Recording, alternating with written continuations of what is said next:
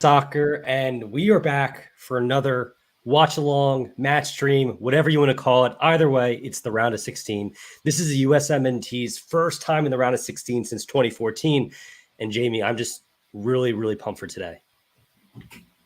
Me too, man. It should be an epic game. You know, the battle of the underdogs. USMNT did really well to make it out of the group and face a very difficult game today against a very strong Netherlands side. Yeah, I mean, this is a very strong Netherlands side. It's a team that I don't think necessarily has played to their best level of ability in the group stage. But then again, you're looking at a U.S. men's national team who I think has had, of the 6 halves, maybe 4 or 5 really good halves. Haven't been able to put it together for 3 matches. But I think if we see the best of the U.S. today, they have a shot to beat Netherlands. What do you think? Yeah, I think it'll be very important that everyone in the squad, everyone playing is at their best. There was some concerns over Christian Pulisic, which would have been a major loss, but he's back in the team. The team looks strong. I'd say, given the resources available, Greg Berhalter, it's probably the strongest team he could have put out there. I don't know if you'd agree with that. Yeah, I think it has been. I think he's overall, outside of the Wales match, where he had some, speculative substitutions, Jordan Morris on the wing, in my opinion. I think that the U.S. so far has done a great job, and Greg Berhalter in particular, with the starting 11, setting them up for success. Like to see Reina play in this match. I definitely think he's going to be needed at some point in time. Are you concerned at all with the roster Greg's been putting out there? And do you think that he's been utilizing the players the right way up to this point? I think so. The main position that everyone's been talking about is that number 9 role. Some people think Reina should be in there as a false 9. Some people say Haji Wright. Some say Jesus Ferreira. For me, I think he's done really well in utilizing the team for the opposition they're playing against. I'd have maybe gone with... I think Haji Wright up front against England was the wrong choice for the type of game they were playing. But other than that, I think pretty much across the field, he's made some very good decisions. Some people question the inclusion of Walker Zimmerman. Just look at that, the goal line clearance against Iran, for example. And countless other players that people perhaps questioned within America and across the world in this roster have consistently performed, which is obviously a good thing going into this match.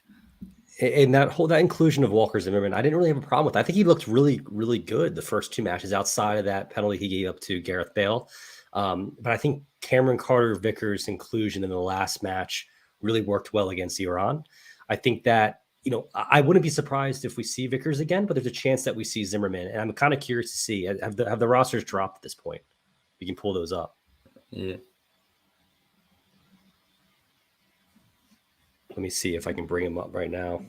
I think McKenna. There we go. Perfect. So yeah, let's take a quick look at this right on cue. Matt Turner starting at goalkeeper, Serginho Dest obviously at right back. We have Walker Zimmerman back in at center back. I think that kind of shows maybe with a more athletic, I wouldn't say athletic, but just this Netherlands team, the way they move, it kind of makes sense. A little bit more physicality there. Tyler Adams at captain. In that central defensive mid position, we got Anthony Robinson, left back, Yunus Musa, and Weston McKennie, dual eights. Jesus Ferreira, Jamie, there we go, starting at number 9.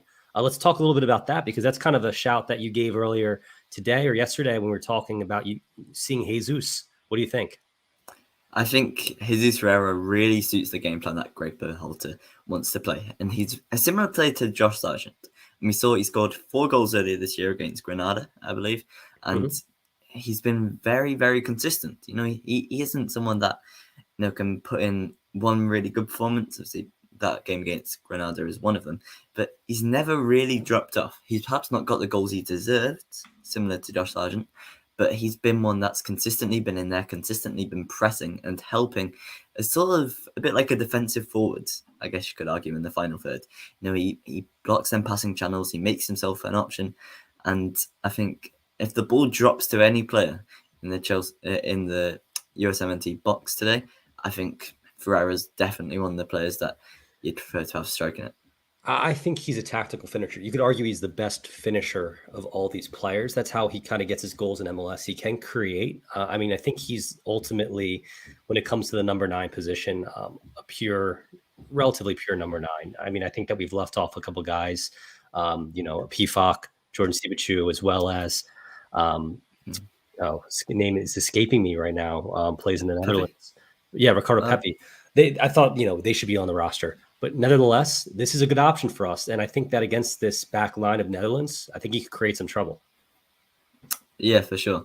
I think for the USMNT, there's lots of strikers that are of a similar sort of levels to that you can argue for and against the inclusion of any one of these players. I think if Haji Wright, Josh Sargent, or Jesus Ferreira had been swapped out for any number of the other strikers available, I don't think it would have been too big of a miss.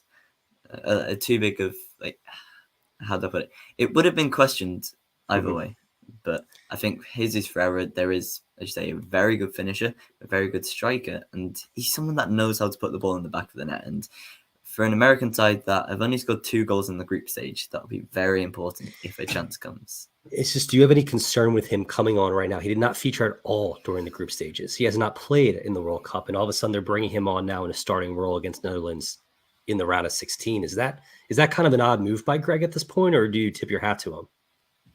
I think it's an odd move, but a very ahead of the curve move.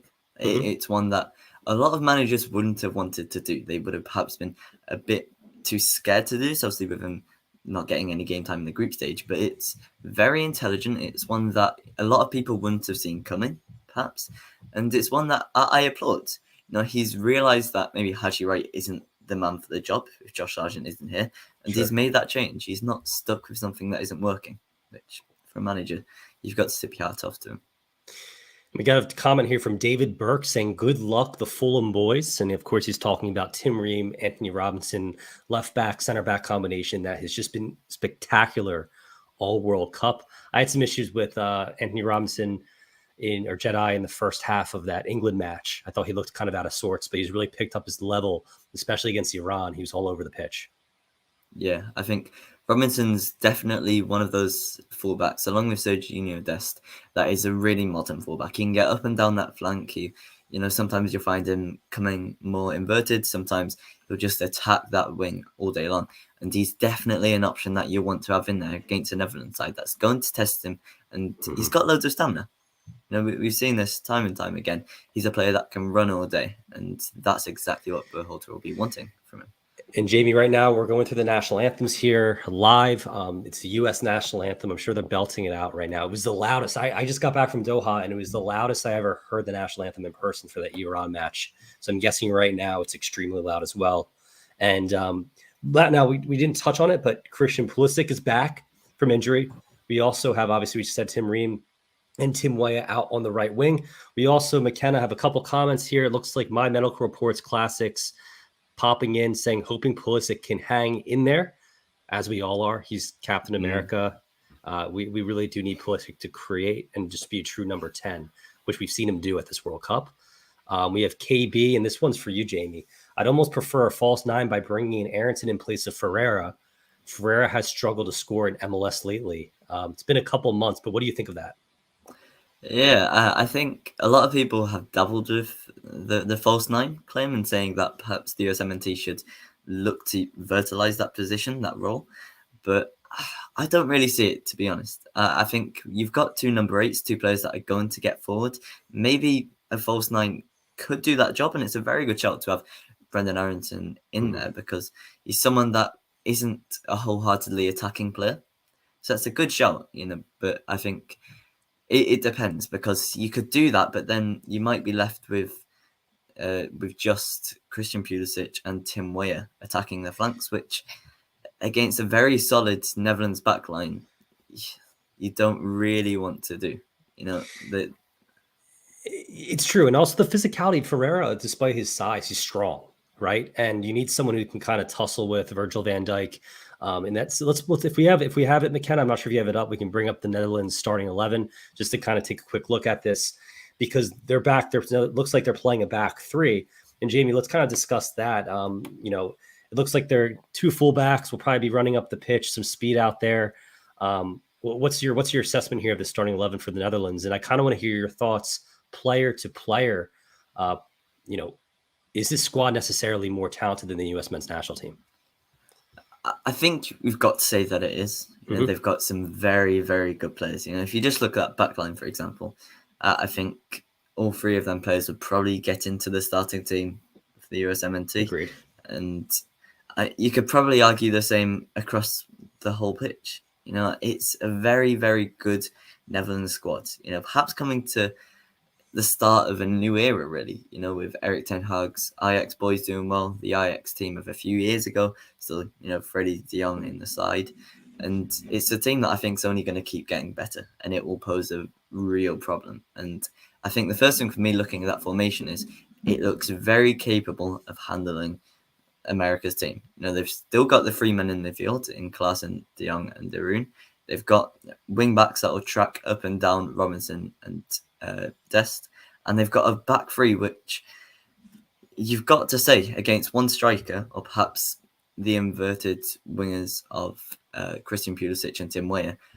I think it'll be very difficult for the USMNT to create chances because it looks like that they've shaped up this formation man to man based off of America's games and how America like to play. Mm-hmm. We have Louis van Gaal, of course, the coach of the Netherlands, a longtime coach for them, knows what he's doing, a little bit more international prestige, than Greg Berhalter. But Berhalter here kind of not showing his cards, bringing out Ferreira, a whole new look. Jamie, we're about to kick off right now. I just kind of want to hear your thoughts, score prediction here right before the kickoff. I'm going to be optimistic. I'm going to say 1-0 USMNT. 1-0 USMNT. I'm going to go 2-1 US. However, I think it's going to go to extra time. So off we go. The match is just about to start. Looks like we're 36 minutes in or 36 seconds in, and this match is underway. Yeah. You just see it doesn't look like a perfect back 3 for the Netherlands. It looks like Virgil van Dijk's playing as sort of a libero, a player that's going to look to come into the midfield and provide some support, which on the ball, we've seen for Liverpool how good he is at bringing the ball out of defence, and that's what they'll look to do. So in possession, it looks like it might be a 4-1-2-1-2 in the diamond shape, with Van Dijk playing slightly deeper as sort of a defensive midfielder in possession, but out of possession, he'll drop back and be that 5-2-1-2. And as always, Jamie, just so everyone knows here on the stream, the actual stream, the Watchalong component, the sports radar is really quick. It's about 20 seconds quicker, 30 seconds quicker than what I'm watching here on TV. So you'll actually see that. Then you'll see us react. But it also gives, kind of an extra element of being able to see what's playing out before we talk and then seeing our reaction as well. So I think that's always kind of fun. Yeah. I have just passed the minute mark on my stream. On your stream. Okay, so you're a little bit further ahead than I am. I'm at 108 right now on my stream. Same now. Awesome. Okay. So far, the U.S. is controlling the ball right now. It looks like it's kind of been back and forth. Both teams settling in. What we're seeing is I've been really, really excited and happy with our center backs as far as the ability to pass the ball. Even Matt Turner with the ball at his feet, he's been fantastic throughout this World Cup, which has kind of come to a surprise for a lot of U.S. men's national team supporters. Yeah, I think there's 3 very good centre backs in Cameron Carter-Vickers, Tim Ream, and Walker Zimmerman, and all 3 of them can do a job, and we've seen them do a job in this tournament. So there's definitely options there. I don't think many fans would be against maybe Berhalter trying a back 5, and bringing in Cameron Carter-Vickers, because Destin Robertson can definitely play as out-and-out wing backs. But I don't know, there's options definitely in this team, certainly going forward over the next few years. And I think it's crucial for a game like this where, ball's tipped into Pulisic, almost scored there. Looks like he might have been just offside. Well, the flag was not up there. Early chance for Christian Pulisic there with his left foot. Goalkeeper for the Netherlands saved. Ball's passed back. Looks like Tim Ream right now with the ball, passing a Jedi on the left side. And both teams are being really physical so far to start, kind of sending a message, which is what you expect from both the Dutch and the U.S. in this one. Yeah, the US have been very physical across this tournament, and I think that's something that Louis van Gaal would have emphasised to his players. We just look back at this Christian Pulisic chance. I think in his mind, he would have thought he was offside. So maybe subconsciously, he wasn't wholeheartedly in. He probably could have taken another touch there, maybe. Probably could have taken another touch. Also, I mean, he had that pelvic contusion. Hopefully he's feeling okay, kind of getting his feet under him. That's a big chance early on, and he was on sides there. So huge chance for the U.S. to go up 1-0. Still remains 0-0 here early on. Yeah, massive chance. I think for Christian Pulisic, I don't think there was ever a doubt in his mind that he'd play, but it depends, because watching it from a supporter's perspective, you don't know what's been going on behind the scenes and whether he is really 100%, whether he's really fit to play. And I think in Greg Berhalter's mind, he'd be a little bit cautious to playing him in case he furthers that injury. But he started, which is a positive sign. And, it's just one of those things where it is the round of 16. You obviously care about the health of the players. It becomes most important. But if he was cleared to play, I think he has to play in this one. It was a day-to-day, and he's out there now. But I guess any signs of slowness, or if he's feeling it, I'm sure they'll bring someone in. So let's keep an eye out on Christian for this one. Yeah. It's one of those where you've got to really play the player, because I think for most Americans watching that might not have been fully aware of the situation, to just put the match on and not see Christian Pulisic in the side is a massive miss. But it's difficult, because in your mind you don't want Christian to get injured, because if it's a long-term injury, it could really harm his growth as a footballer. It could harm his form. But at the same time, as you say, it's the round 16. For American football, this is massive at the moment. So exactly. And so we'll keep an eye on Christian throughout this one, but this is as big as it gets for the U.S. And, right now it looks like Musa with the ball here, crossing it in, ball tipped to Timothy Weah. Weah took a touch. So far, the U.S. is controlling the ball relatively well. It's been going back and forth is what you'd expect. We have FIFA president in the crowd there watching this one. Well, I want to hear, Jamie, what you think about the Netherlands overall. I think they've had 3 final appearances at the World Cup. They've never brought home a trophy. Classic European side, obviously has a huge, huge history. I mean, this is one of the big teams of Europe. Would you agree? For sure. I think they've been underachieving these last few years. They didn't make it to Euro 2020. I'm not too sure if they made it to 2018 World Cup. I don't believe so. They did not, no.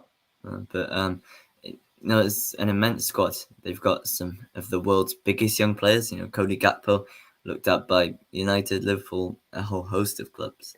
And, they've got the De Jongs in the side, Van Dijk's a little bit on the older side, along with your Daley Blinds. But it is still a very, very good side.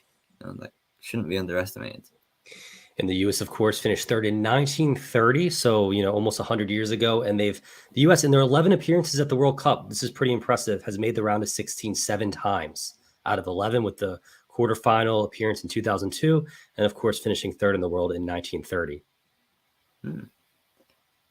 Well, I think that's what you'd expect, to be fair, from, the USA should be one of the powerhouses in most sports. Mm-hmm. And I think certainly over the next few years, it's looking like it might be that way. And that's exactly, and it's one of the youngest teams at the World Cup. I think the average age is about 24 and a half. And that's pretty much just being brought up by Tim Ream. So, I mean, I think Tim Ream and Matt Turner is around 27 or 28, maybe a little bit older, 29. And of course, Tim Ream is in his 30s. Outside of that, we're looking at mostly 20 to 24-year-olds across the board. Yeah, for sure. But by the World Cup 2026, obviously hosted by North America, I think a lot of these players are going to be in their prime. So for me, Totally that's agree.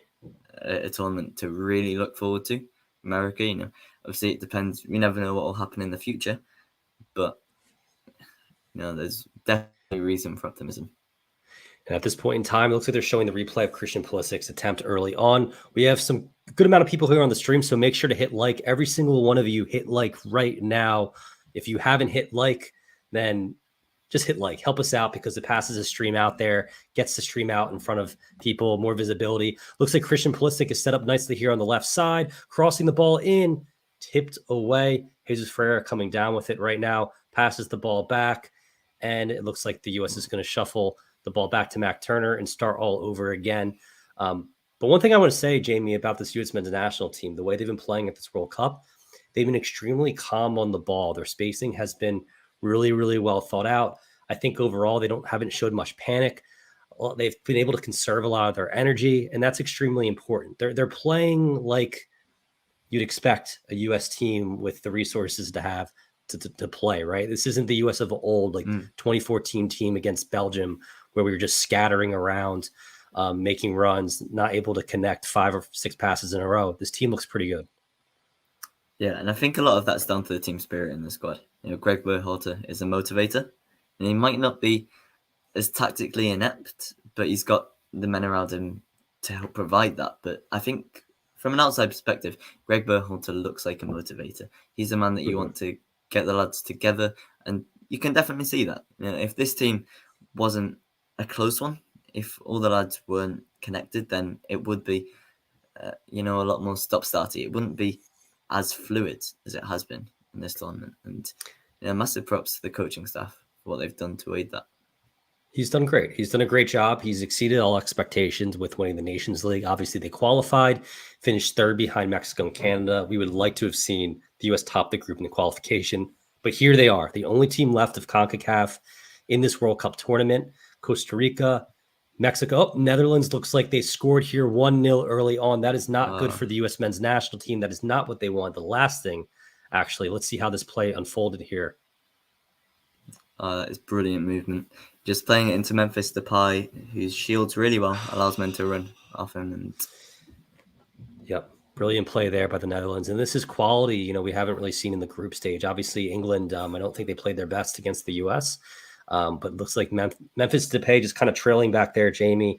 Ball was shielded exactly right, and he slots it away home. Really no defender within, 10 yards from him.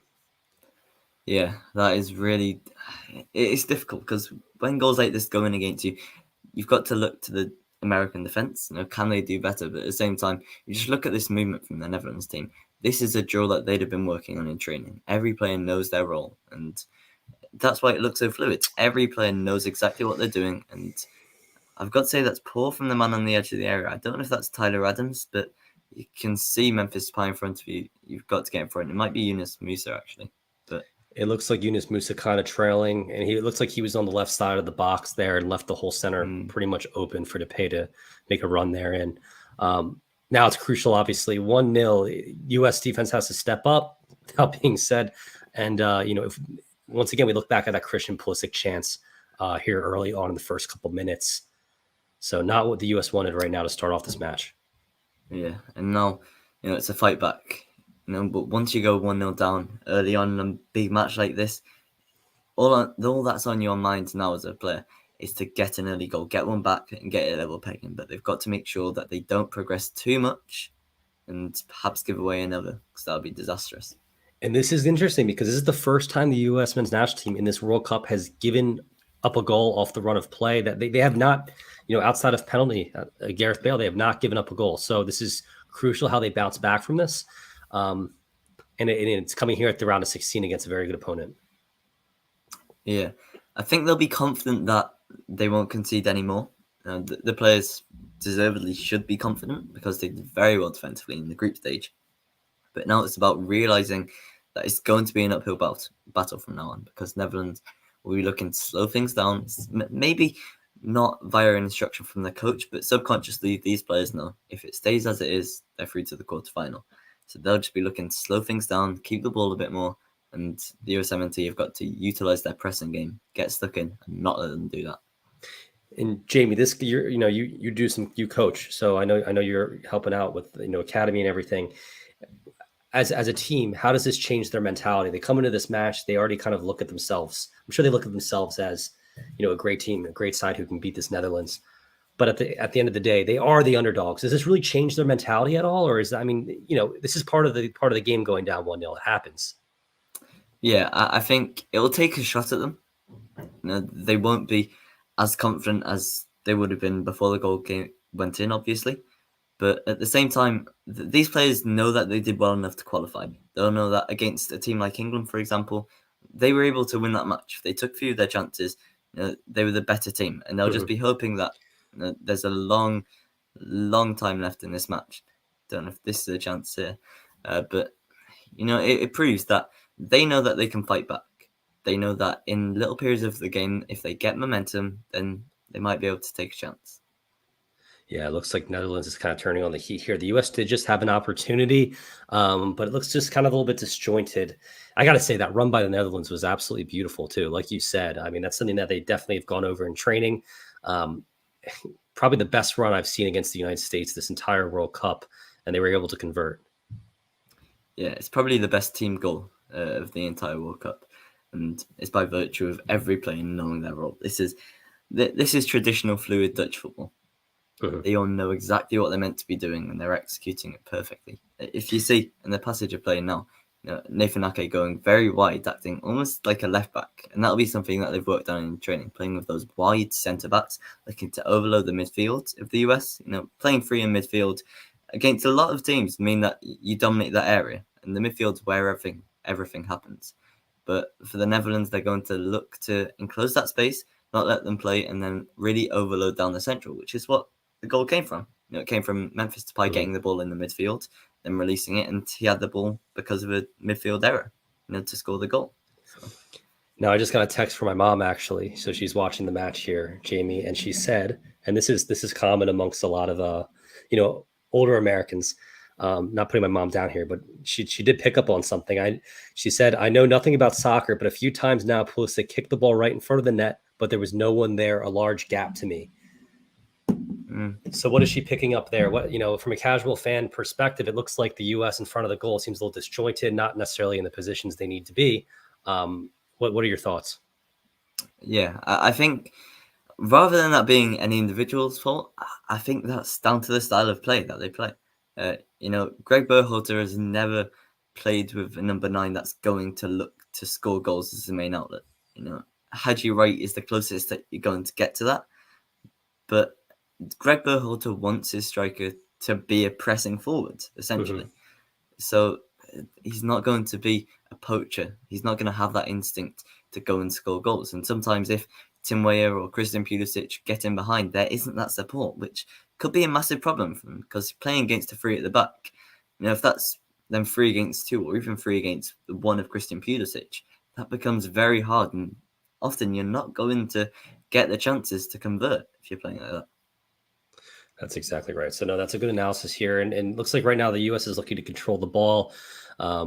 Yunus Musa here with the ball, passing it around, out left, back to Jedi Robinson, back to Tim Ream. Tim Ream gathering it, moving up in the midfield here, passing it off to Jedi.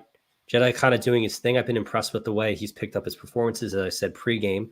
And I love the fact that Ream kind of inserts himself. As a center back, it's what you want. You see him, he takes advantage of space. He'll bring the ball forward. He doesn't sit back, which we've seen a lot of American defenders do. in the past. When given space, he takes the opportunity to move the ball forward. Yeah, and I think that's the same for both of these centre backs there. I mean, an excellent example of what you're saying, and terrific pass from Tim Ream there, and it almost made a chance for the USMNT. So definitely almost a chance there right now. And 0-0 or 1-0 is the score, excuse me. Netherlands, of course, with the goal from Memphis Depay. Let's go to a couple of the comments here. It looks like Derpy 501 first or 501, whatever you want to say. Honestly, I'd rather see his team come back from deficit to prove the world wrong. Kind of that mentality, that underdog mentality. We have Convertible 62, same to be honest. Guys, keep up the comments here. Make sure to hit like, subscribe. And it looks like the U.S. now is about to embark on a goal kick here early on. We are in the 18th minute here of a 1-0 match with the Netherlands leading.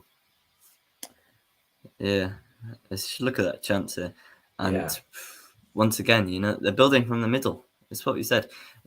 Netherlands are overwhelming this midfield through the use of inverted wing backs, through the use of wide centre backs, and the USMNT don't really have anything to counter that at the moment. They're getting completely overrun, and it's how the Netherlands are making their chances down the middle of the park and using the inside forwards. We have another comment here from Derpy501 saying we've had so many breakaways though and been careless with the ball on those breakaways. What do you think about that, Jamie? I don't necessarily know if we've been careless. I just think it comes down to quality, the opportunity, and the opposition. I think Netherlands done a good job defending in front of goal so far. Yeah, I think for this team, they've got to be clinical.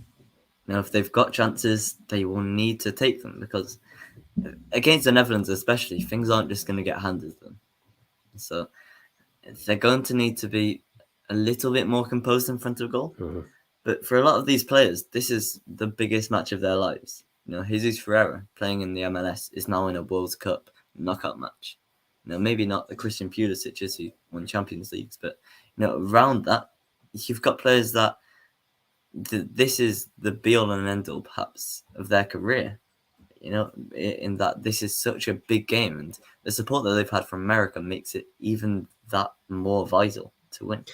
It's exactly right. It's 10 a.m. right now. It's 10:19 here in the States. And I know bars all across the U.S. are packed right now, at least in Philadelphia. They are. I saw a couple of images coming from Boston, from Detroit, from all over around the country, even on the West Coast where it's 7 a.m. right now, early wake up. But Jamie, American fans are used to getting up early to watch the Premier League, so this doesn't really faze them. And the support has been very, very good, overwhelming for the U.S. here back in the States. Yeah.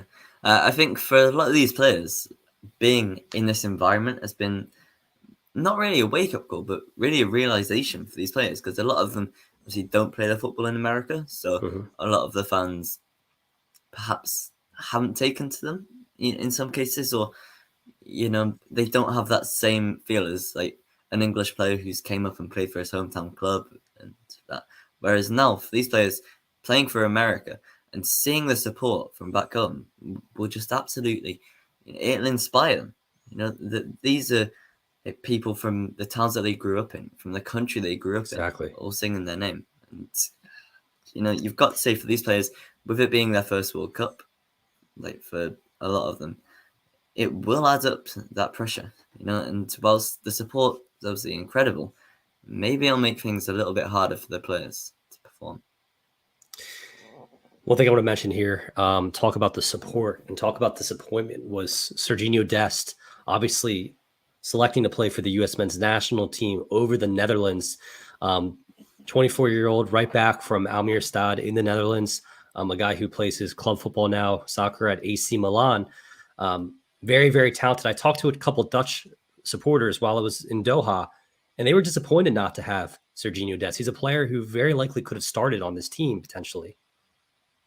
Yeah, and I think a lot of teams would be. You know, Serginho Dest, whilst he hasn't had the best season last year at Barcelona, he's still a very, very good player, and one that I would argue is probably in the top 10, 15 right backs in the world. Yeah. So the US men's national team are very lucky to have him, and it's the same as having Christian Pulisic as the left winger. There's just a few positions in which America have got this real talent, and hopefully, as the years go on, Weston McKennie can develop into that sort of player. You might see Tyler Adams develop into that player, playing in the Premier League now. And these are players that the world is starting to notice. A lot of other countries will be wanting to have players like this, and I think the players will know that as well.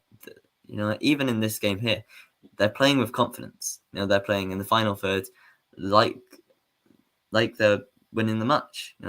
You wouldn't be able to see from their play style like they're losing 1-0. And you look at this, and of course, now we're talking it's 8 years ago, but that 2014 matchup against Belgium, they were completely overwhelmed. I know Tim Howard had 16 saves, World Cup record, but anytime your goalkeeper is forced to make 16 saves, there's probably holes in your defense or somewhere along the lines. And this team is just on a different level from where they were at 8 years ago. Now, a whole new crop of players. That was, of course, the changing of the guard, the Dempseys, the Howards. Donovan was left off that roster, but they were older 8 years ago. And now we have a young team here, 24-year-old average age, kind of reinvigorating a whole new style of play and culture to U.S. soccer. This really could be just the start here as we look forward to 2026 here stateside, when the U.S. will host with Mexico and Canada. For sure. And, when it's put into perspective like that, it makes missing out on the 2018 World Cup slightly more understandable. With any, in club football, there's always a rebuilding period, say the changing of the guard. And that stands with such a big rebuild in international football. For England, that happened around the same time. They didn't make it out the group stages of the 2014 World Cup. And it's happening now for the USMNT. They've got the start of that upwards curve, and I think certainly looking towards 2026, looking towards the CONCACAF Nations League, the other cup competitions, the Gold Cup, and there's plenty of competitions now for the U.S. to insert themselves, and they have. They did. That's another. They defeated the likes of Mexico and Canada in the Gold Cup with arguably their B squad, which was a massive victory. We weren't really expected to do that. Obviously, topped it off with a championship in the Nations League against Mexico, and here we are now in the round of 16. Looks like the U.S. is kind of getting themselves back under control. Christian Pulisic here in the midfield, out wide to Serginho Dest. Looks like the midfield is kind of clicking right now, and the U.S. in the last 10 minutes or so have kind of elevated their play. At least I think, just from watching them here on the stream. Yeah, and I think what's really interesting, if you look at the position Christian Pulisic is in now, he's been given that role as sort of like a Trequartista. He can do anything, really. Yeah. He's not an out-and-out number 10. He's not a left winger. He can do anything in this team. And this team is built to support him. They'll be wanting to get him as many chances as possible. And I think it's been working in this match. If Pulisic takes that chance right at the start, then this could be a completely different game. Completely different game here as the ball is kicked around here. And, once again, what you see on the screen is a little bit of ahead of the stream that we are watching, but then again, it makes it all that more entertaining. You get to see our reactions after seeing what kind of happens here. So with the first goal, the Dutch scored. We were able to really analyze it there. Memphis Depay's goal. And right now it's 1-0 Netherlands, 1-0 the Dutch lead. The U.S. men's national team here early on in just about the 26th minute of play. And a match that is going back and forth right now. But Jamie, you might agree that the U.S. seems like they're kind of inserting themselves at this moment. The past couple 5 to 10 minutes, it looks like possession has been predominantly with the Americans, as we're seeing them look a little bit more comfortable in the ball. Yeah, I've been really impressed with America so far. You could argue that if Memphis Depay doesn't finish that chance, it wouldn't really make that much of a difference to the game.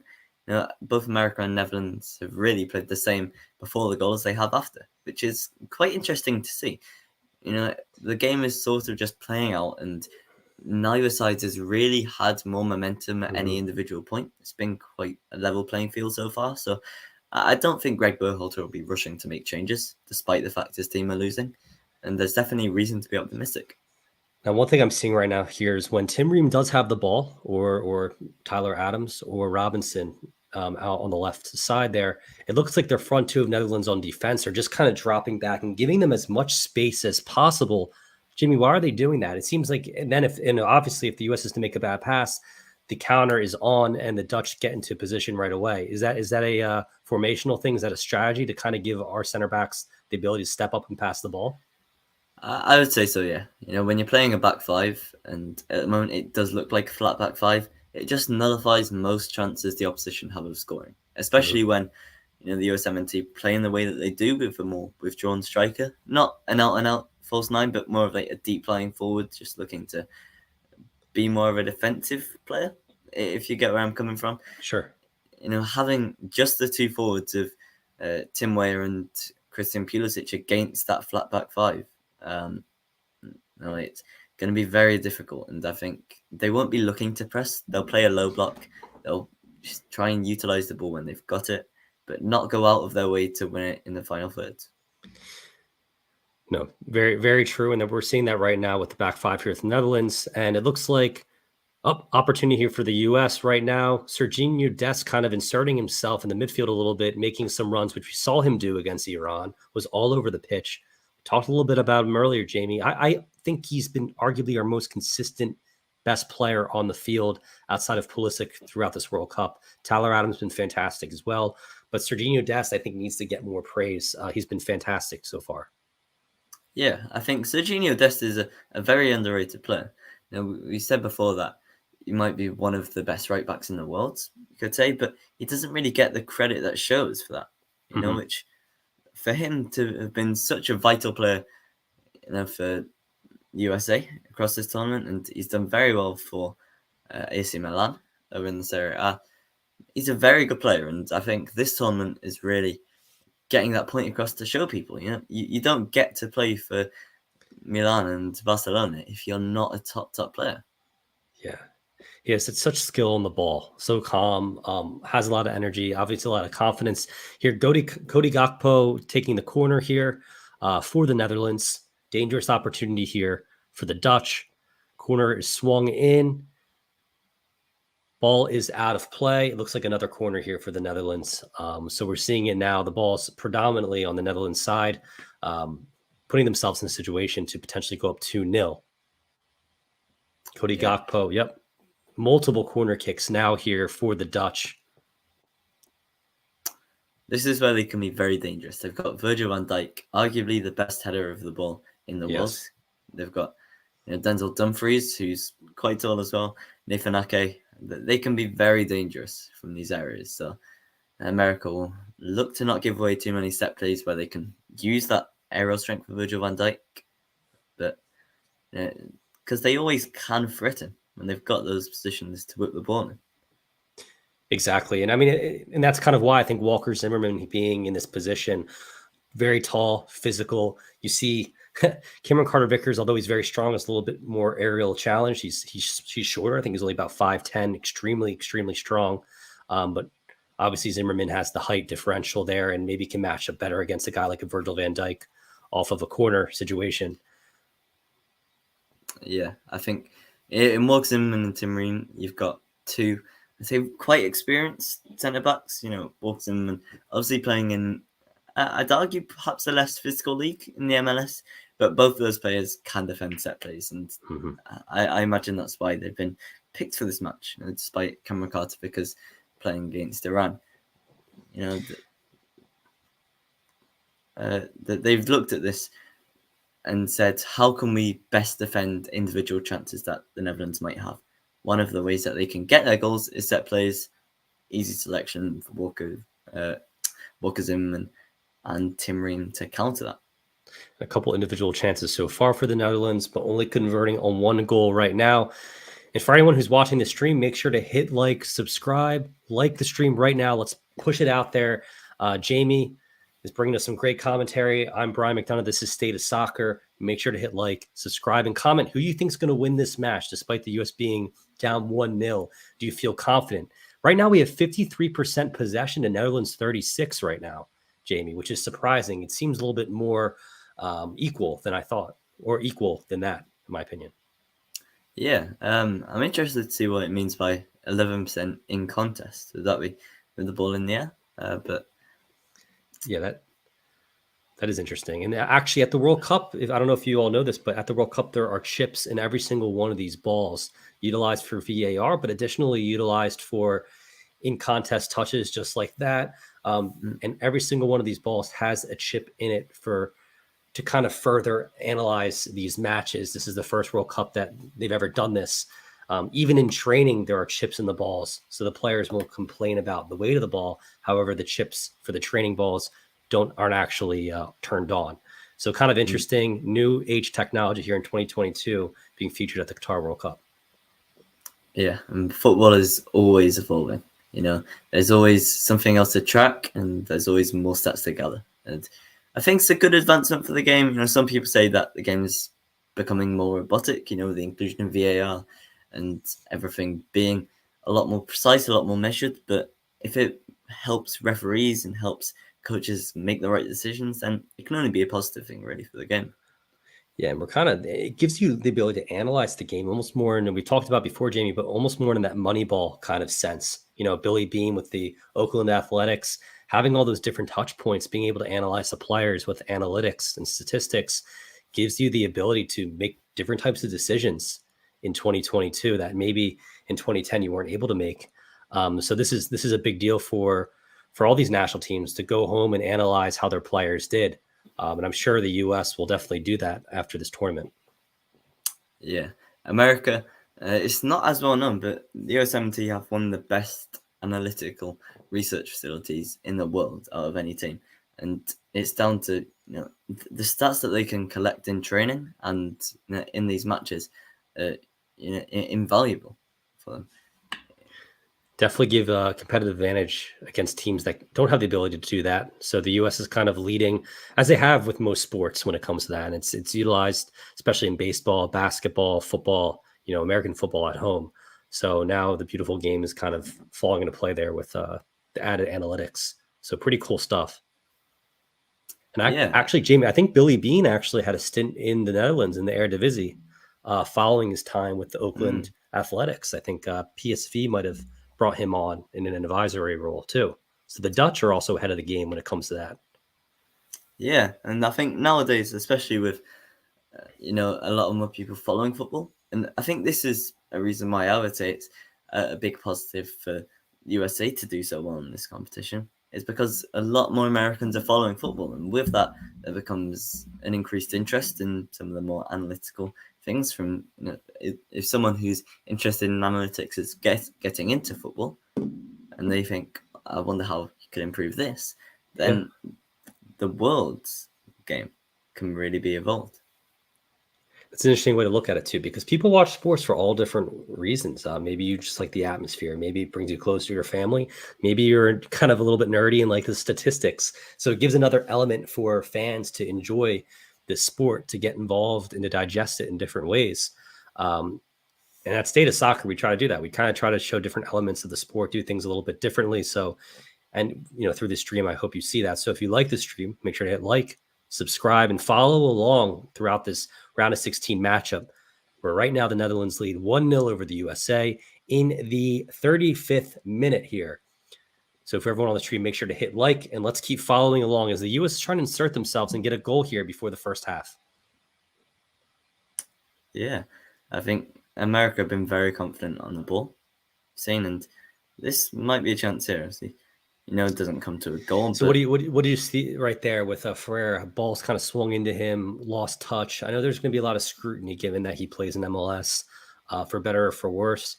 You kind of alluded to it. Maybe I think the MLS is a physical league, but you can be physical without applying the pressure. And I don't think necessarily on the ball pressure is very much part of MLS's defenders. You see defenders kind of lying back.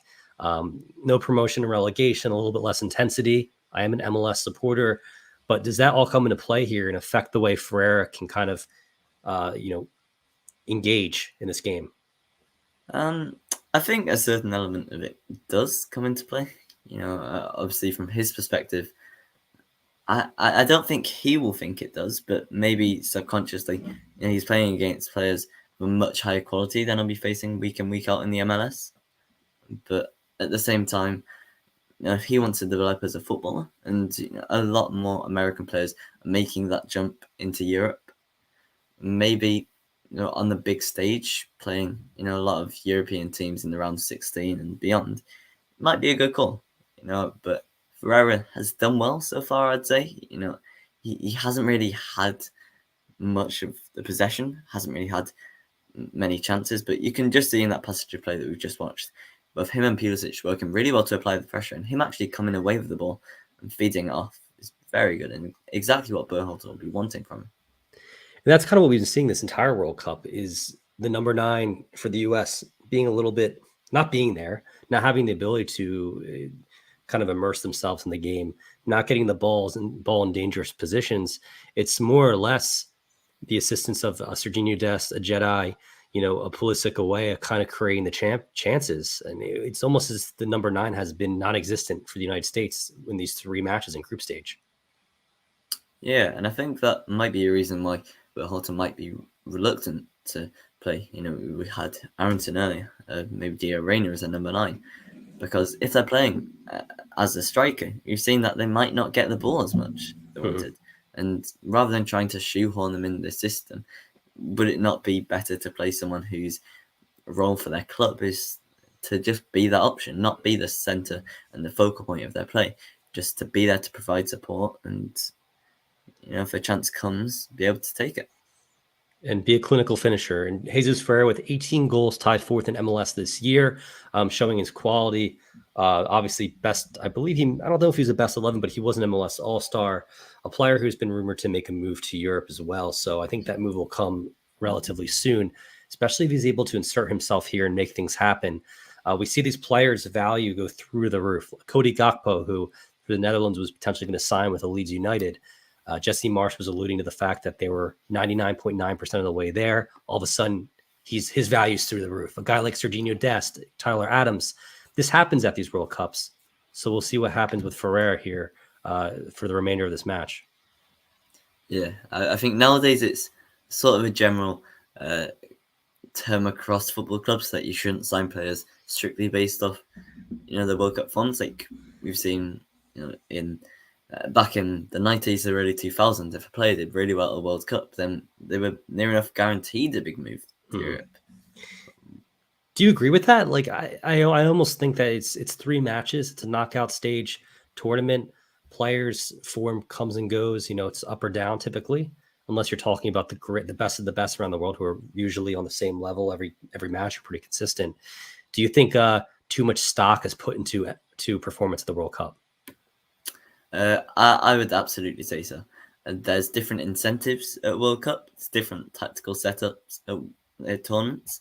And, I think if you're a football club, it's a very small sample size to work on. If a player does really well, as you say, within those 3 group stage games, for example, you don't know anything about him. They could be 3 games where they're the best 3 games of his life. He might be incredibly inconsistent. So I think if you're a football club, signing players strictly off of how they do at international tournaments is absolutely the wrong move to make, in my opinion.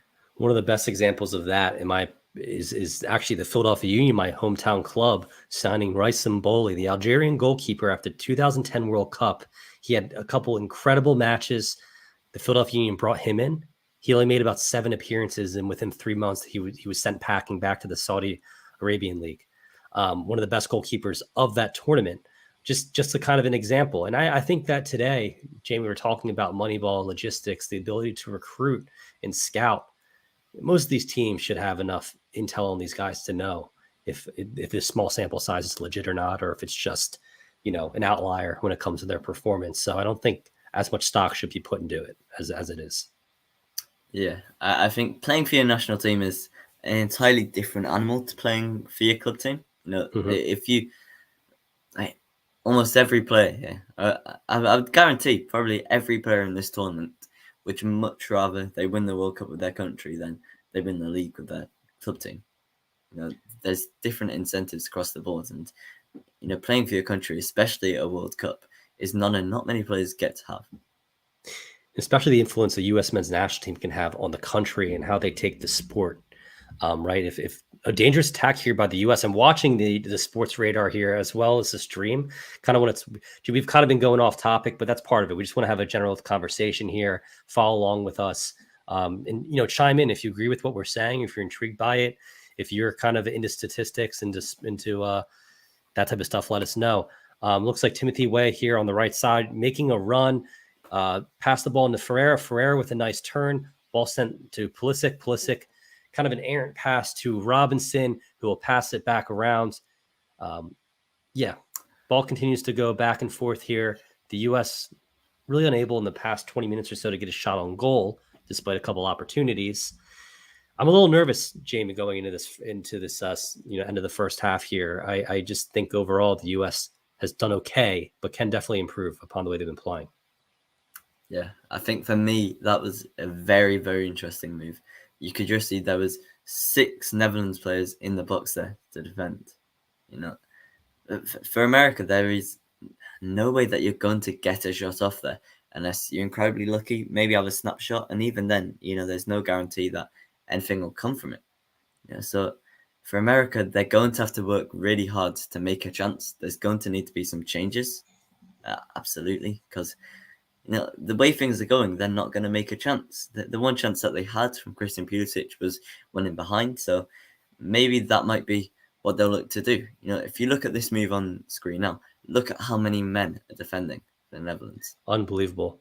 It looks like the U.S. had a pretty solid chance here with Timothy Weah sent the ball right against the goalkeeper. Goalkeeper was forced to make a save. We have Rami coming in. There is no central attacking midfielder drop. Ferreira put in Aronson Arena at the false 9. Pulisic and Weah overlap. What do you think of that, Jamie? I think it goes back to what we were saying earlier. When you're playing the style of football that the USA do, I don't think they're really going to play with a cam. They want to try and utilize Christian Pulisic, and if he's coming inverted into an area that there's another player, and a number 10 is usually the one that you want to dictate the tempo, playing maybe an Aronson or a Reina there might just be trying to shoehorn them into the side.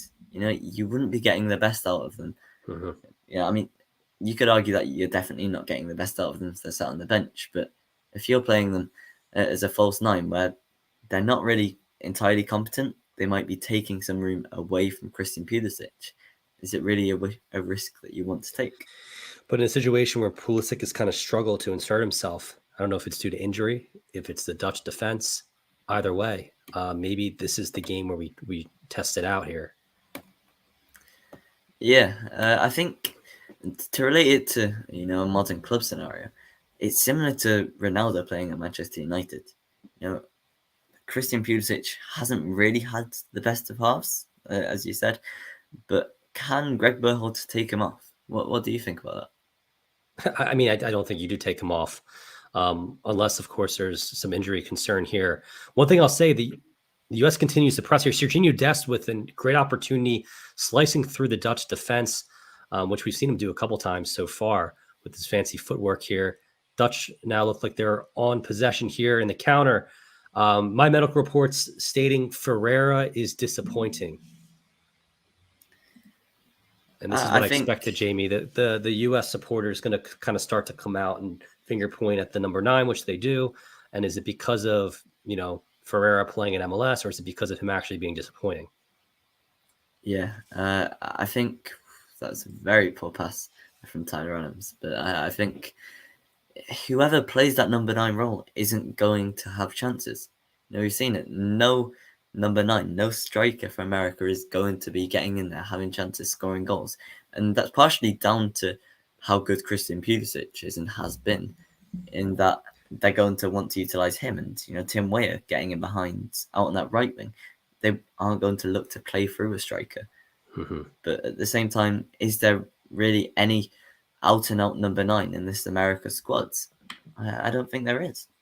Maybe just a Ricardo Pepe who could have been called up, but that's on the player selection, and we have to move past that right now. But it looks like, oh no, don't tell me. Now that's the worst case scenario for the U.S. men's national team. Another goal for the Dutch right before the half. Let's see it here, Jamie. We'll watch, and you kind of call the play here if you'd like what we see from the Dutch. Yeah, Dumfries, the throw-in gets back to him. That's a poor ball, but it should really be gotten clear of there. He pulls it back, and it's just a lack of clinical defending from America. This has been, I think, their bread and butter for the first 3 matches. The clinical defending, they've been great. It looks like right now, unless it's the way the Dutch play, it's, and it is the way they play, I assume. We haven't seen this type of defensive collapse in the first 3 matches. Yeah, it's really interesting and a massive surprise because, as you say, this defense has been so clinical, so on top in the group stage that I don't think anyone expected it to be as poor as it has been. And is it communication? There, with that pass is the chance to get clear. It's quite poor, and they're just punished again. You need to go man to man there. If you're defending, you either decide to go zonal mark or you decide to man mark, and there's a bit of a mix of both, and it's not worked there. They might need to perhaps bring on Cameron Carter-Vickers and match the formation of the Netherlands, sort of following them around. But training game by 2-0, there's going to have to be changes. 'Cause as it stands, America are crashing out of this World Cup. And this is extremely frustrating too, because actually my mom texted me again. It looks like we should be able to beat this team. So, if you're a supporter, if you're watching this match, I don't even know if it depends on your knowledge of the sport of soccer or football. You're watching this and the U.S. overall is playing very well. They have possession. Looks like they have chances. But once again, the score does not show that, which is very frustrating here. And the U.S. is going to have to score early on in the second half if they want to stand a chance to make a comeback here against the Netherlands, a really good side, maybe the best team we've seen so far, arguably, at this World Cup. Yeah, I think rather than the US being poor, I think this has been a case of the Netherlands being very, very impressive. Yeah, they've done really well. They've taken their chances when they've made them, and they've been really fluid in possession, which you can expect from a Netherlands side. But, as I say, spearheaded by Louis van Gaal, an internationally acclaimed manager, it's always going to be difficult. Jamie, before we head off here into halftime and take a quick break, I want to talk about our sponsor for today's stream, and that sponsor is GOLZ TV. And like YouTube, GOLZ is a free streaming platform, but it's predominantly all soccer coverage, all soccer videos from creators around the world. Check out GOLZ. We actually have a link in the description below. If you go on that website, you'll be able to find tons of football, soccer content from around the world, from different leagues, from different international confederations. A really cool website that continues to build itself up. And I'm excited to follow along with GOLZ as it continues to grow as a brand, because I think that they're doing really interesting things here, cutting edge. Jamie, have you had a chance to check it out? I think it's a pretty cool website so far. Yeah, there's loads of really cool content on there. And, whether you're just getting into football or soccer, or whether you've been a fan of the game for a long time, there's really individually suited content for everyone. So I really implore anyone to check out if they haven't already. And that's the coolest thing about GOLZ is that is almost kind of similar to Netflix, but it's all free and you can catch football content, soccer content from all around the world. So make sure to check out GOLZ, and thanks to them for sponsoring the stream. With that, Jamie, we're going to take a quick break and then we'll be back here for the second half. Right now, the Dutch lead the U.S. men's national team 2-0. We'll see you guys in a couple minutes.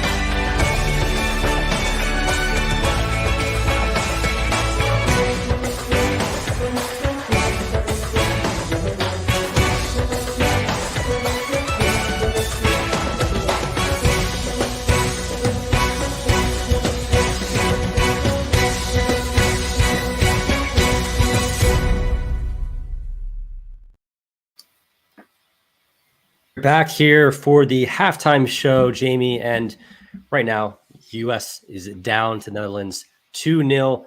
The Dutch are leading the U.S. men's national team. I was just checking out Twitter, and everyone's furious right now. They feel that there's a couple of situations here at play. The train of Ferreira being an MLS player. Of course, we're going to see that with MLS bashers. We're additionally seeing some fingers pointing at Tyler Adams on that last goal conceded.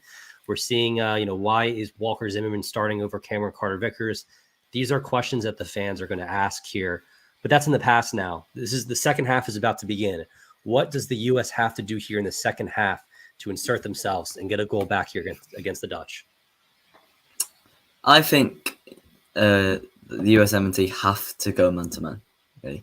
They've got to try and perhaps match the formation that America playing, that Netherlands playing, apologies. But it's not been good enough. And at the moment, it doesn't look like they're going to make a chance out of anything. So there's definitely got to be major changes. But that's why Greg Berhalter gets paid the big bucks. Him and his coaching staff will have to try and figure out what they want to do in order to combat the very decisive game plan from Netherlands, which has been fluid. Looking at it from an outside perspective, of us obviously not having any involvement with the match, there's not really been any single thing that the USMNT have done poorly, and at the same time, there's not been any single thing that the Netherlands have done particularly well.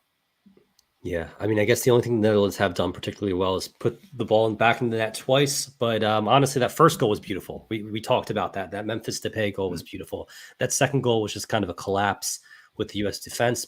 But of course, the Dutch still converted. And here we are down 2-0 here to start the second half. Second half will be underway shortly. Guys, I want to hear from you. This is halftime. Do you think the U.S. has what it takes to come back? Do you think the fact that we've struggled throughout the group stage to put the ball in the back of the net will hurt us here? Of course, we've only scored 2 goals throughout the entire duration of group stage, and we need 2 goals here in one game. Is it possible for the U.S. to come back, Jamie? Do you think this game is as good as done, or do you think the U.S. here can show their true quality and this is, their opportunity to shine? Being unbiased, I would have to say that the game's, dead and gone. But there's the American spirit, it'll fight through. It's not done until the final whistle goes, and you never know. They could fight back, but this has been a very dominant performance, I think most Americans would have to admit, in the Netherlands. Yeah. And the scoreline does show, and I don't think this team is particularly we said it before the game. There's, 6 halves during the group stage, and maybe 3 or 4 of those, the U.S. looked really, really solid. It just seems like throughout that first half, their play was just up and down, up and down. Now we see Gio Reyna here being talked to by an assistant coach of the U.S. men's national team on the sidelines. Gio Reyna potentially coming in here early in the first half to insert himself here at the start. That would be a massive move. A guy who I have a lot of confidence in. What do you think about that, Gio Reyna? Yeah, I think if Gio Reyna comes in, I would say that the USMNT would have to change formation. But I think they've got to do that regardless. At the moment, they're being completely overrun the midfield, which is largely unheard of. When you're playing 3 men in the midfield, you don't expect to be worked off the ball. But they are being so. And, something's got to change. You can't consistently play with 3 players who aren't getting anything. And they're going to have to make changes. And whether that is the introduction of Gio Reyna, perhaps as a number 10, might be the best role for him. Rami said earlier that there is no camp, and I'd agree. Maybe that might be what Greg Berhalter will look to do. And one thing that is glaring is Pulisic this first half not really getting involved, despite that opportunity that just kind of fell into his lap. Of course, that was very early on. I think any attacking player, any player in that situation, you just start the match, adrenaline's pumping, ball falls to your feet. We're in the 3rd minute or so. That's a tough position to be put in. I would love to have seen him put in the ball in the back of the net. A clinical finisher, might have done so. But here we are now. That would have arguably changed the whole entire game. The game plan of the Dutch too, being down 1-0 early on. How important was that opportunity for the U.S. that we kind of squandered? Yeah, I think it sort of emphasizes a key thing for the US, and in that the star man is Christian Pulisic. But Christian Pulisic is a player that, for the last season or so, has been in and out of Chelsea's team. Been mainly, a rotation player. So if your star player is not even a regular starter at Chelsea, then, you can't be completely immersed on him, scoring these opportunities. Obviously he's a fantastic player. I'm not trying to dispute that, but, he isn't one player that you can say with absolute certainty if he gets a chance, he'll score, because he got a chance in that match. And I like the word that you used. He squandered it. He did. He squandered it. It was early on chance to. It's exactly what the U.S. needed here, especially with so many question marks around the ability to put the ball in the back of the net, especially with Christian Pulisic coming in, arguably being injured. Now, McKenna, if you can bring up potentially the starting lineup, I'm not sure. I believe it showed the reserves here for the U.S. men's national team. Of course, we know that Gio Reyna is on the bench. Brendan Aronson is on the bench, who we've seen, and I can kind of go off the top of my head right now, who we've seen featured in, Haji Wright in the last match, who I thought was absolutely abysmal. I did not want to see Haji Wright, start this game, so I'm glad he's not. I think Reyna, Aronson, need to get involved. I wouldn't even mind seeing Cameron Carter-Vickers come into this match. Just a very cool, confident defensive player who I have a lot more confidence in him over Zimmerman. I don't know if that's necessarily the move you make. We need to score a goal here. Yeah, I think there's definitely options. You've got. So Jamie, not to cut you off, it looks like Reyna is starting here in the second half. Let's see if he can do it. And I think that might be the only move made. Gio Reyna is in. Substitution for Jesus Ferreira. Wow. Well, maybe it is the false nine. We don't know. It could be, it could be Tim Weah and Christian Pulisic as a two up top, or it might be what people have been calling out for. Certainly for this half, Greg Berhalter is making sure that things don't go particularly well playing this. No one can really criticize him because most fans were calling for this. Exactly. Now, Gio Reyna, obviously very, very young. I want to say, and Rami did call it. Rami just said, I called it. He did. Rami, if we want to flash that on the screen, Rami called that false nine here. Gio Reyna is in the match. The Bedford, New York native, son of Claudio Reyna, who, of course, was a Dutch legend with Ajax, a player who played for Rangers in the Scottish Premier Division. I believe he played for Manchester City as well. Now his son featuring at Borussia Dortmund and here for the U.S. men's national team in the World Cup in the round of 16. Yeah, very proud moment, I imagine, for the Reyna family. And he did well against England. You could probably argue that despite it being a 0-0 draw, that match against England was America's best performance. I don't know if you'd agree with that. Yeah, I totally would agree. I mean, being at that match and watching, it was unbelievable watching the English fans' faces, kind of, no offense, Jamie, but just how much confidence there was going into the game. And they were so brash and so excited. And they, were saying, 3-0, 4-0. We kind of kept quiet, all along hoping the U.S. would play up to their level, the ability they had. And I think that was the best two halves the U.S. has played all World Cup, despite not being able to score. But I was very proud of the team after that performance. Yeah, I think certainly over here there's, and it's interesting. I say this with a lot of American players see coming over to play here now, but I think there was a general consensus that perhaps America weren't as good as they were. For a few years, with I think this goes back to the fact that America, if you look at them, really should be a powerhouse of global football. So for America, not winning is underachieving. You could argue in a sense. So I think that plays into fans across the world's conceptions of them. And it's another reason why this team are underdogs. They're going to have to fight back. And this second half, if they can manage to work some magic, would absolutely be the American spirit. And Rami here with another comment, kind of chiming in. Makes a lot of sense. Give Pulisic and Weah the room to push forward and some creativity with Reyna down the middle. Now, Jamie, to your point before that comment, my buddy and I at the World Cup, Ian, who featured in some of my videos, he said that it's kind of a double-edged sword because the U.S. being such a large country, being so prolific in most sports they play, even if they do win, they don't necessarily always potentially get the credit maybe they would deserve. It's almost quietly expected for them to be a bigger side, to be a bigger team. So it's almost like the shock value isn't really there if you're to pull off an upset as well. It's just strange being an American supporter here because it's expected but unexpected at the same time. Yeah, I think it's misconceived that America should be one of the best teams in the world, which I think you'd argue makes sense. But at the same time, no, this is a country that has lots of other sports to contend with. Some, baseball players or American football players or basketball players, if they grew up in a country where football or soccer was the main sport, maybe they would be soccer players. But there's so much contention that a lot of these odds. Oh, what a chance that was! What a chance there looks like by Tim. No, that was Serginho Dest or Tim Ream. I can't tell. My laptop's a little grainy. Looks like Tim Ream there. Jamie, yeah. Corner kick by Christian Pulisic. Ball fell. Let's see here. Corner kick by Christian Pulisic. It looks like McKennie went up. Ball tipped to Ream, and Ream wasn't able to finish there.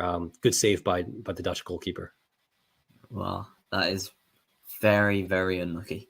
Brilliant zonal marking from the Netherlands. It's what they used to be known for, and from that corner they did very well.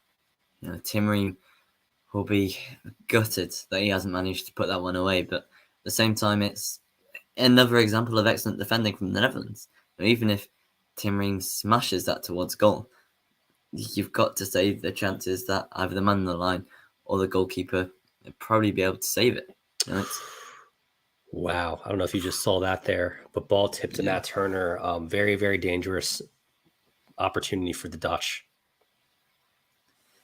Now, this is scary. This is scary, Jamie, because it's 2-0, knock on wood here. I just, any goal here the Dutch score, this is essentially over. And of course, the U.S. there with an opportunity. They need to score early on here. If we have a prayer in this match to kind of switch the tide of, just get the U.S. in the position to potentially win this game.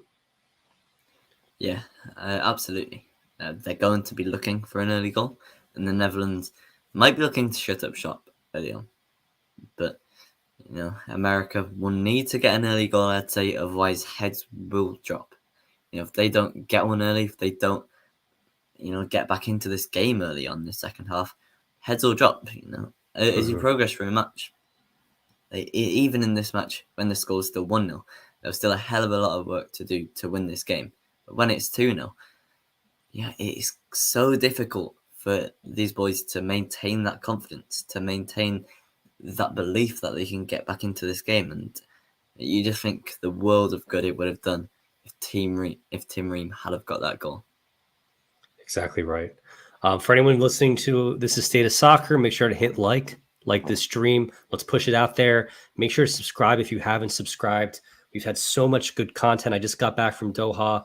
So this is my first U.S. match, watching it, joining the stream here with Jamie live as I was at all the games for group stage. This is the second best place to possibly be right now. I'd love to be at the match, but if I'm not at the match, Jamie, I'm glad I'm here with you. Yeah, just as good as Doha. But it's a little too early to drink a beer here. Otherwise, I can't really drink any beer at the in Doha while watching the matches, but I could here. So that's kind of nice to have the option. Yeah, I'm interested about that. Was it as strict as made out to be? It was very strict, and there was opportunities you could drink, but just kind of in controlled environments. It didn't really take away from the experience, I'd say. We weren't going there to hit up the pubs or the bars, but at the same time, the option you could. There was an American Marriott that had a bar in it called Champs, and there was an Irish pub, a couple Irish pubs that were around. But outside of that, it wasn't really that prevalent, Yeah, but it's another tip of the iceberg in what is quite an extraordinary World Cup.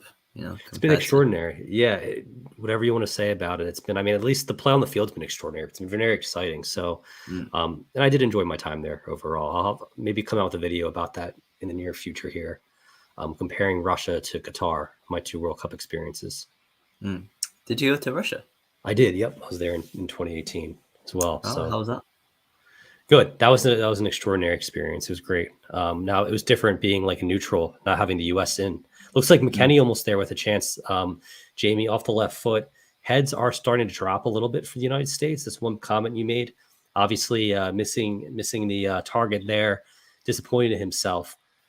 But if the U.S. continues to build chances and miss the target, and not if they aren't able to put the ball in the back of the net, their heads will start to drop. And we're right now in the 55th minute. Yeah, this is when you need characters. This is obviously, you look at that emotion from Weston McKennie. This is obviously a very young squad. If things don't go their way, then there's more of a likelihood that the heads will drop than if it's a squad of experienced individuals and leaders on the pitch. This is going to be so difficult for America to get back into this, and I think the Netherlands knew that, which is how they got a goal in the first 10 minutes, and then were happy to just sort of sit back a little, got one on the counter. But it's going to be so difficult, as we said, for America to get back into this game. This is just a team. The Dutch, it looks like their game plan, they're executing it to a T. That's my impression right now. What they came in with, the game plan they've had, and of course, this is a veteran squad. They're executing it, and that's the one thing about Greg Berhalter's, squad and Greg Berhalter's 11. He switched things up so much over the course of this World Cup. There's been very little consistency overall, and I think that's kind of an issue.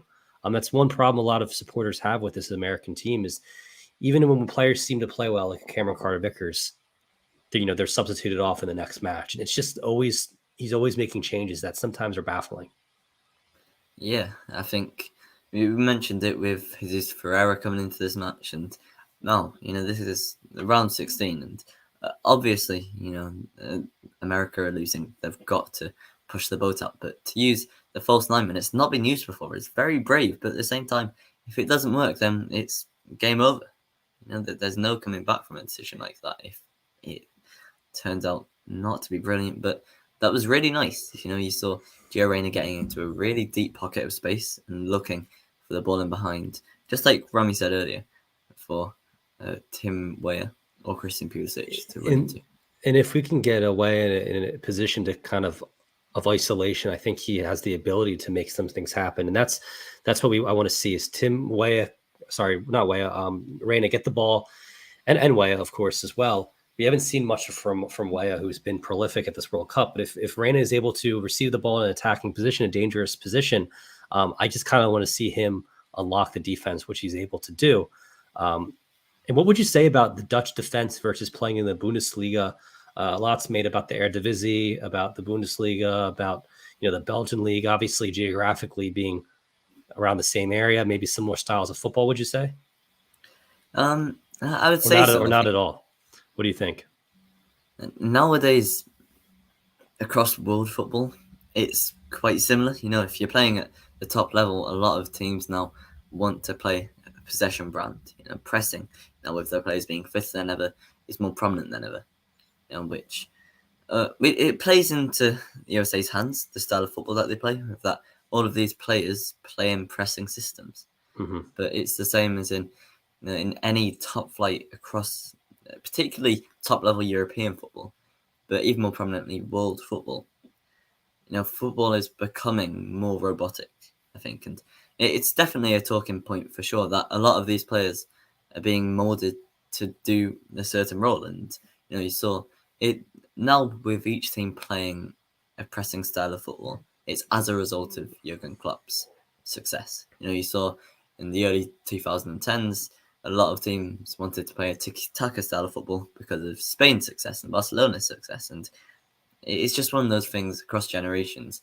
Whereas if a team does well, other teams, other leagues will look to replicate that style of football. Well, let's dive into the Dutch style of football because they've kind of revolutionized the way that the world looks at the game in Cruyff, of course, right? So let's kind of talk about his fingerprint on the global game as we see it today, and even a 4-3-3 formation and what the U.S. typically plays. Yeah, I think in world football, Johan Cruyff's influence cannot be understated. What he's done, as you said, to football across the globe, and interesting point with how America play. It is just exceptional for him to be able to read the game as he did, and create. He's really the man who spearheaded the triangle movement, I guess you could say, in how teams look to set up and certainly in keeping possession. Looks like Christian Pulisic with the ball at his feet here, try to make a couple things happen. He just doesn't seem, and maybe I'm focusing too much on the pelvic contusion, but just doesn't seem as quick, as nimble, Jamie, in this one, even when he does have the ball at his feet, which, I mean, can't really fault the man. He had a pelvic contusion. If anyone knows what that is, it's your nether regions there, and definitely bruised heavily. So it's extremely painful for him to even be playing, for him to even play 5 minutes after that. That goal was pretty impressive. Tough player. But the U.S. in a free kick situation right here. Christian Pulisic with the ball at his feet, about 35 yards out. We'll see what he does here. Obviously, the U.S. is lining up. Won't be a direct shot on goal. We'll see if they can muster up any type of opportunity here. Not really the best free kick there from the United States, but it looks like the U.S. still is in a dangerous place of attack. And another free kick here in the 60th minute for the U.S. And this is kind of what you want to see. You want to see the U.S. with the opportunity to regroup, the opportunity to put the ball, close to goal. This is huge for the United States. Yeah, I think. Looking at that challenge, no big surprise tackle. It's a yellow card. Big tackle there against Pulisic. Yeah, I think for America, the Netherlands. I can't imagine the pain he's feeling too with his, prior injury.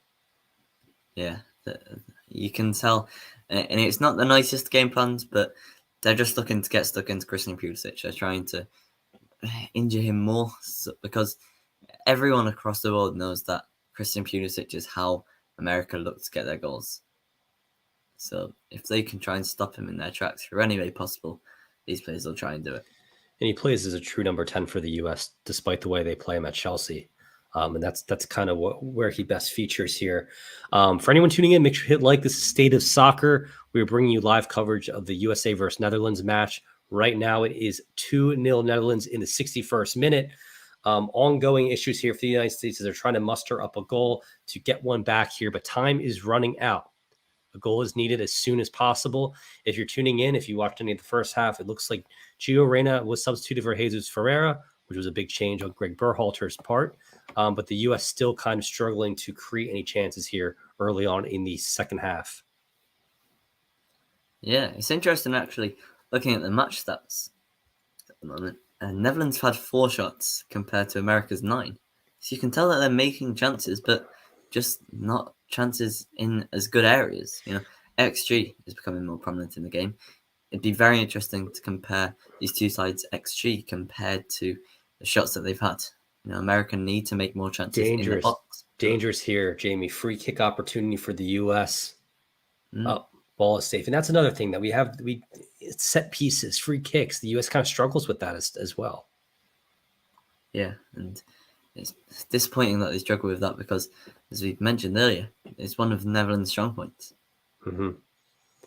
And that's the thing. I was talking to my buddy at the World Cup. One thing about global football is there's only so many, world-class free kick takers. It's tough to come across that. Most teams struggle with set pieces, with free kicks, as does the United States. So it's pretty common. It's kind of what separates a lot of these teams when it comes to their level on the field here. And you'll see as you go further on in the tournament, a lot of these teams have the ability to put the ball in the back of the net off a free kick. Yeah, and I think for any team in the World Cup, it's useful to have one set piece specialist. Whether it's from dead balls or throw-ins, corners, you want to have that player that, if you get the ball and you win a foul in a dangerous area, they can make a chance for you because they're areas that can change the match. Look at this chance here. Ooh, wow. Defensively, looks like the U.S., I don't know who that was. I think that might have been Anthony Robinson. We might have a potential injury on Netherlands' side. Looks like the attack is carrying on. Timothy Weah making some moves with a shot. Ball ping-pongs around in the box. Netherlands take it back here. Don't know if the player is still down. Looks like he's not. Yeah. We're approaching here, Jamie. We're approaching, the 65th minute or so, 64th minute. U.S. still without a goal. Looks like they're getting some opportunities, some dangerous attacks. Christian Pulisic really is struggling in this match with the ball at his foot. Once again, he just looks slow. I think Brendan Aronson is the perfect opportunity, perfect sub for him. It's tough to take off Christian Pulisic, but I think it's what Greg needs to do right now. Yeah, absolutely. I think from our perspective, looking in, Christian Pulisic probably should come off. But, if you're Greg Berhalter and you take off the biggest name in your squad on the 65th minute mark, that's a massive decision to make. Will he make it? Yeah. No, I think it's up in the air. He's not been shy of making rash decisions so far in this tournament, but something needs to change. And whether that is Christian Pulisic coming on, we'll just have to wait and see. Now, Anthony Robinson looking to swing the ball over to Serginho Dest on the right side, and that's where we see more of that. It looks like Brendan Aronson and Haji Wright are looking to come on. Looks like there's an injury here in the 65th minute to Jedi Robinson. But Haji Wright, Jamie, as well as Brendan Aronson, are coming on the pitch. A couple more attacking options for the U.S. men's national team. A guy, Haji Wright, who really struggled against Iran, came in. I don't think he was ready to play. And a Brendan Aronson who starts at Leeds, a dynamic player, the ability to unlock defense, kind of a player who likes to press, make things happen. I think he's the perfect guy right now in the minute here to replace Pulisic. So there you go. There you have it. Yeah. I think these are two very good changes. If we just see that challenge again from Robinson, that'll hurt. But mentioning the substitutions again, I think them two are the perfect players to come on. Brendan Aronson, I should say, he's dynamic. He'll bring something else to the team. Maybe if he does replace Pulisic, I don't think it's said just yet who he's coming on for. I think that's a good move, and something's got to change. Haji Wright being a target man, him coming on it brings a new style of football that they can play. Whether it gets that desperation of having to just pump balls into the box, he's the man that you want in there on the end of them. That's exactly right. And Jamie, we're going to take a quick break here to identify our sponsor of today's stream. It is GOLZ TV. Spoke a little about them at the half while we're here in this injury time, or the injury on the field. GOLZ TV, similar to YouTube, is a free website. You can go on there and watch soccer content from all around the globe from various creators. GOLZ TV, definitely check it out. Link to GOLZ is in the description below. Similar to Netflix, similar to YouTube, they bring you so much incredible content from around the globe from so many different creators. So make sure to check out GOLZ. And back to the stream here, Jamie.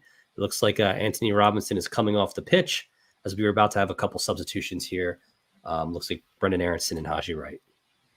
Yeah, it'd be interesting to see Tim Weah coming off there. I don't think many people were expecting that. So they are not taking off Pulisic. They're taking off Weah. Aronson will probably slot into that right wing position. That's interesting. Weah hasn't really been much of a factor in this match, but that's a little surprising. And in keeping Pulisic on, is that just... Yeah. Another one being Weston McKennie coming off for Brendan Aronson. Haji Wright. I apologize. Yeah, no. It looks like, one thing about McKennie, his play has been good. I just think that he does struggle late in the matches. I don't know if it's fitness. I don't know, what it is, but he does seem to kind of trail off later in the match. Yeah, and I think he's definitely a player. I believe he's been quite a bit of off the pitch controversy, hasn't he? He did for a little while with the U.S. team as well as Juventus. Looks like Serginho Dest is throwing the ball in. I'm actually okay with these substitutions, Jamie. I think if you're going to do it, you have to do it. We're kind of going all out attack here, but it's the only opportunity we have. Yeah, I'm very surprised that Tim Weah has been taken off because, obviously Weah is a player that can play up front if needed. And it's difficult because, obviously, we're sat here saying they should probably take off Christian Pulisic, but then what do we think about, the structure of this US men's national team? Was Pulisic fit to play? And I'm not too sure if he has been. He's sort of got through, but not been the Pulisic that we all know. And him to stay on the pitch, maybe poses some questions about the hierarchy here, because obviously Pulisic alone is definitely a bigger name than Greg Berhalter to most football fans. Oh yeah, I don't know. It's interesting. I would argue that the majority of this U.S. team are bigger names than Greg Berhalter. Yeah. If we're looking at it, no player is typically bigger than their club or their national team.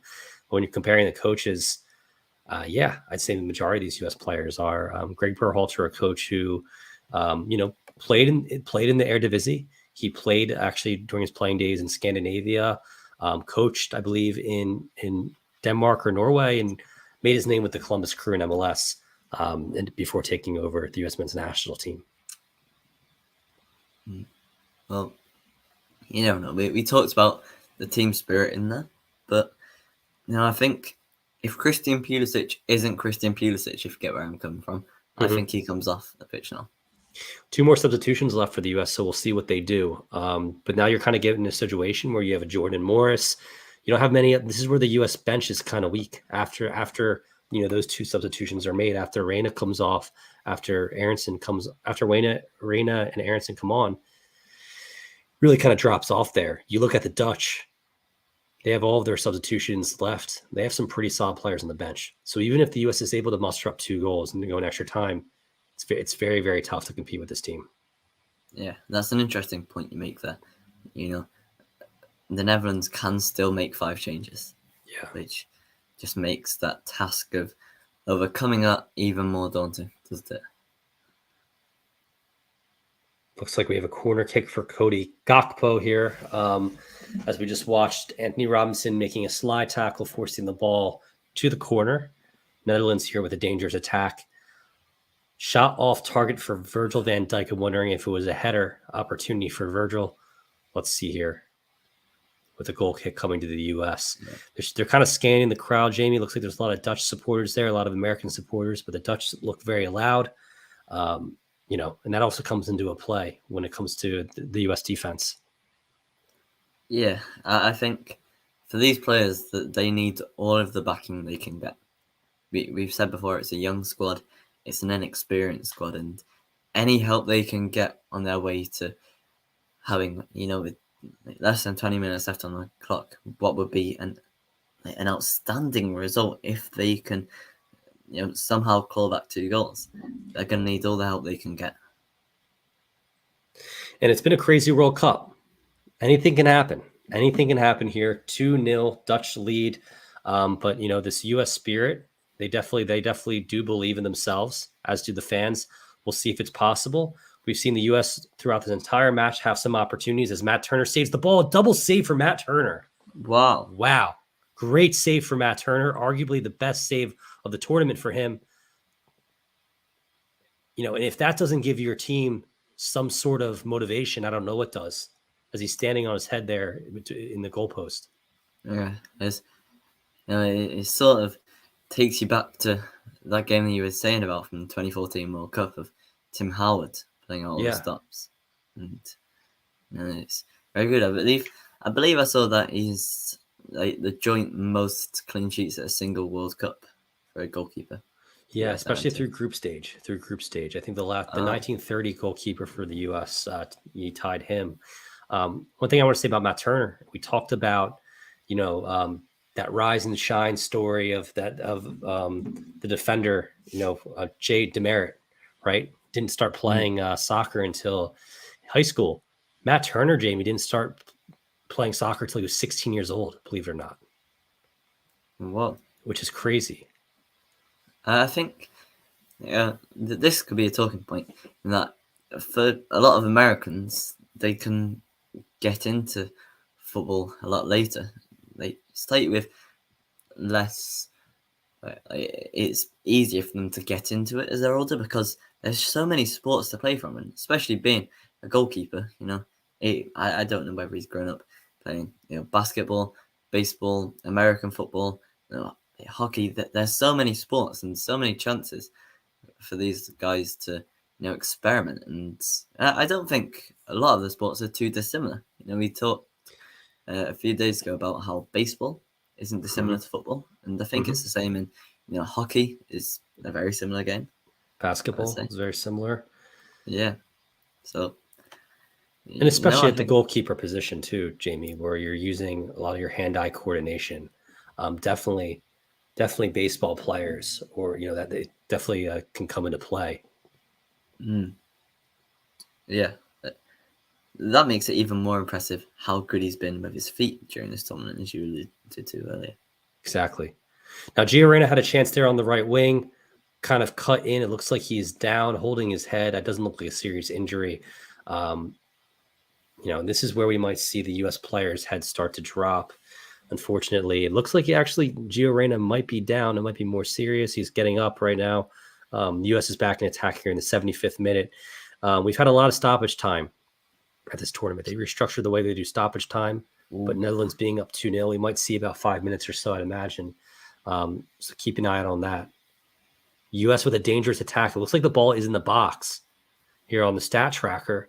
It's hard not to look, Jamie. I'm trying to watch the match, but at the same time, shot blocked. Haji Wright looks like he had a shot on target. So let's take a look at what happened here, what transpired here. Yeah, so Dest just, you see that, he looked to make that inroads. He's been coming inside a lot, driving at the Netherlands. Oh, man. Oh, no. Oh, that's just poor. That's a bad first touch. What did you think? that is unforgivable from Haji Wright. He so should be doing better there. That's amateur stuff. That's terrible. I hate to say it. That's so poor. You've got to think, maybe if you have Jesus Ferreira, that's where Josh Sargent scores. Personally, that's where Josh Sargent. You're a Norwich City fan, but he does score off of that, and this is what we're seeing. Haji Wright played the same way against Iran. His first touch has just been abysmal. Goes back to player selection, in my opinion, but I mean, you've got to believe when Ricardo Pepe scores that. USA with the goal. Wow.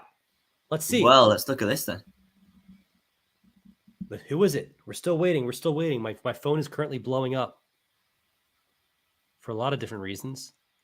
Looks like there's complaints about Haji playing, but let's see who this goal. They're not giving us a name here. It was Haji Wright. Okay. It's completely proven us wrong there. It looks like a flick. Wow. It looks like a flick from Haji.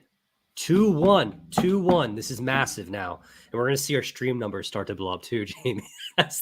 Yeah. People have been trailing off. You can tell because everyone's kind of upset. But now let's see. Hopefully VAR doesn't call off this one. I'm always nervous about that.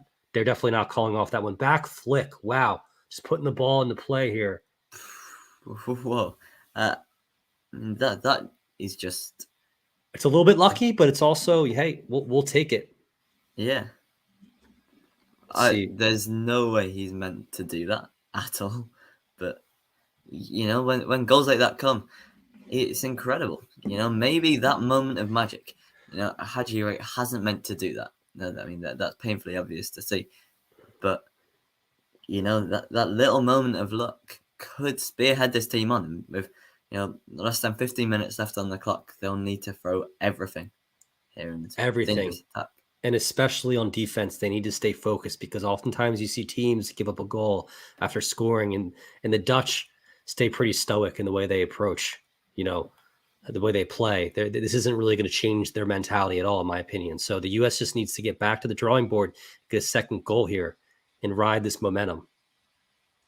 Yeah, and I'm interested to see if you were Greg Berhalter, right? Looks like Haji Wright with another opportunity. The goalkeeper comes out.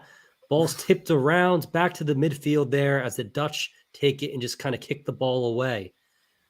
Wow. Yeah, if you were Greg Berhalter, Brian, would you be telling this team to go for broke, try and get a goal, or would you put that emphasis on staying compact at the back short term and hopefully long term reaping the rewards? But there isn't long left, of course. There isn't much time left. I mean, I think to answer your question, you have to be able to do both. And it's a very challenging. I'd say definitely they want to stay compact against this Dutch side. And that's number one. They cannot give up another goal. But with the ball in possession, they just need to be going all out here. And I think with the substitutions of Aronson and Reyna, it gives you the ability to run, make some moves. Haji Wright is also pretty quick. He's fast, but we saw that, first touch, and obviously he scored. But looks like we have shot off target for Christian Oh. Pulisic, goalkeeper save. Let's watch this one, Jamie. Oh, And yeah. guys, yeah, and if you're tuning in, this is State of Soccer stream here. Make sure to hit like as time is running down on the U.S. men's national team at this World Cup, as we are in the 79th minute, and it was a pretty feeble attempt from Pulisic with the left foot, the left side of the box. Yeah, I think he definitely won't be happy with that. You know, he's shown onto his left foot. He took the bait, and it was a tame shot, really. You know, the USMNT, when they get the ball in them areas, they're going to have shots from range or get a little bit of luck. They've had a little bit of luck. Now they need to make sure, you know, players like Gio Reyna are trying to get shots off on their strong side.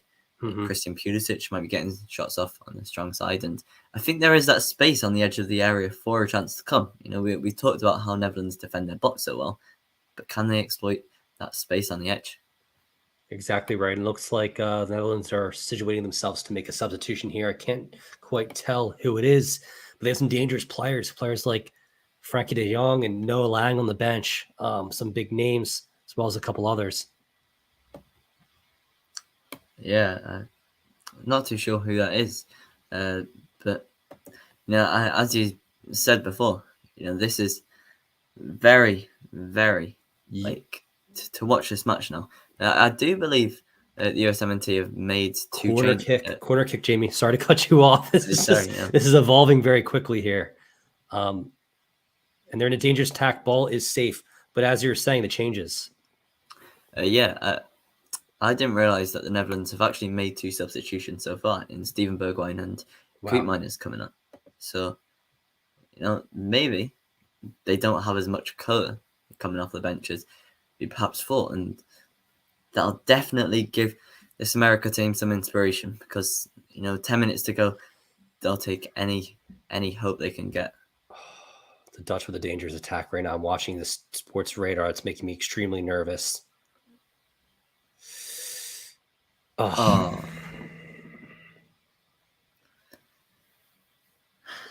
And that's not what you wanted to see. You talked about staying compact. Let's see if the U.S. failed to stay compact here. Looks like just the run of play. Memphis Depay with the ball, passing it around. Ball comes out wide. Corner.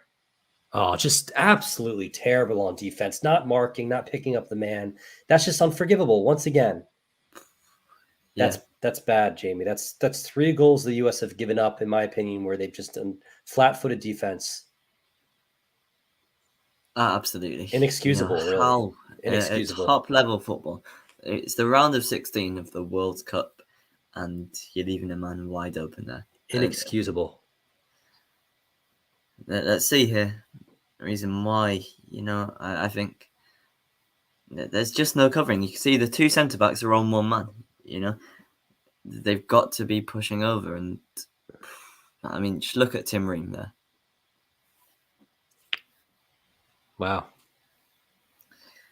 We have another substitution here, Jamie. It looks like Memphis Depay is coming out for Simmons. Javi Simmons will be coming on. 3-1 Netherlands. And that really kind of is a buzzkill. That kills all hope in a way here for the U.S. As you can see, heads dropping, the fans upset. Even my tone here, because any belief that you have at that point is pretty much squandered. It's crushed as the U.S. is on the attack. Yeah. From a neutral perspective, this might be interesting, seeing Javi Simmons come on and see him just being 19. Yeah, so it's a good appearance and opportunity for Javi Simmons. Yeah, but, you know, it is very difficult to remain optimistic in this match. You know? Yeah, if the U.S. is able to muster up a quick goal here, then yeah, we have a little bit more optimism. But at the same time, to be able to do that and kind of in a fluke situation with a fluke goal as it is with their 1 goal, it's just very disappointing. Yeah, as you said, the magic of the cup. Never know what's going to happen. Maybe, just maybe, Haji Wright will get another lucky break. Maybe Tim Ream will stride forward and, score in the top bins from 40 yards. Who knows? Anthony Robinson struggling to take the ball down right there. And now you can kind of see the concentration of the U.S. starting to fail. It looks like there's a free kick opportunity about 35 yards out. But that's what happens too, Jamie, is that, and you know this from playing the sport, is when you start putting your head down, concentration levels drop, and errors start to be had as well. So I think we're going to start to see that, and hopefully not, right? But it's very possible.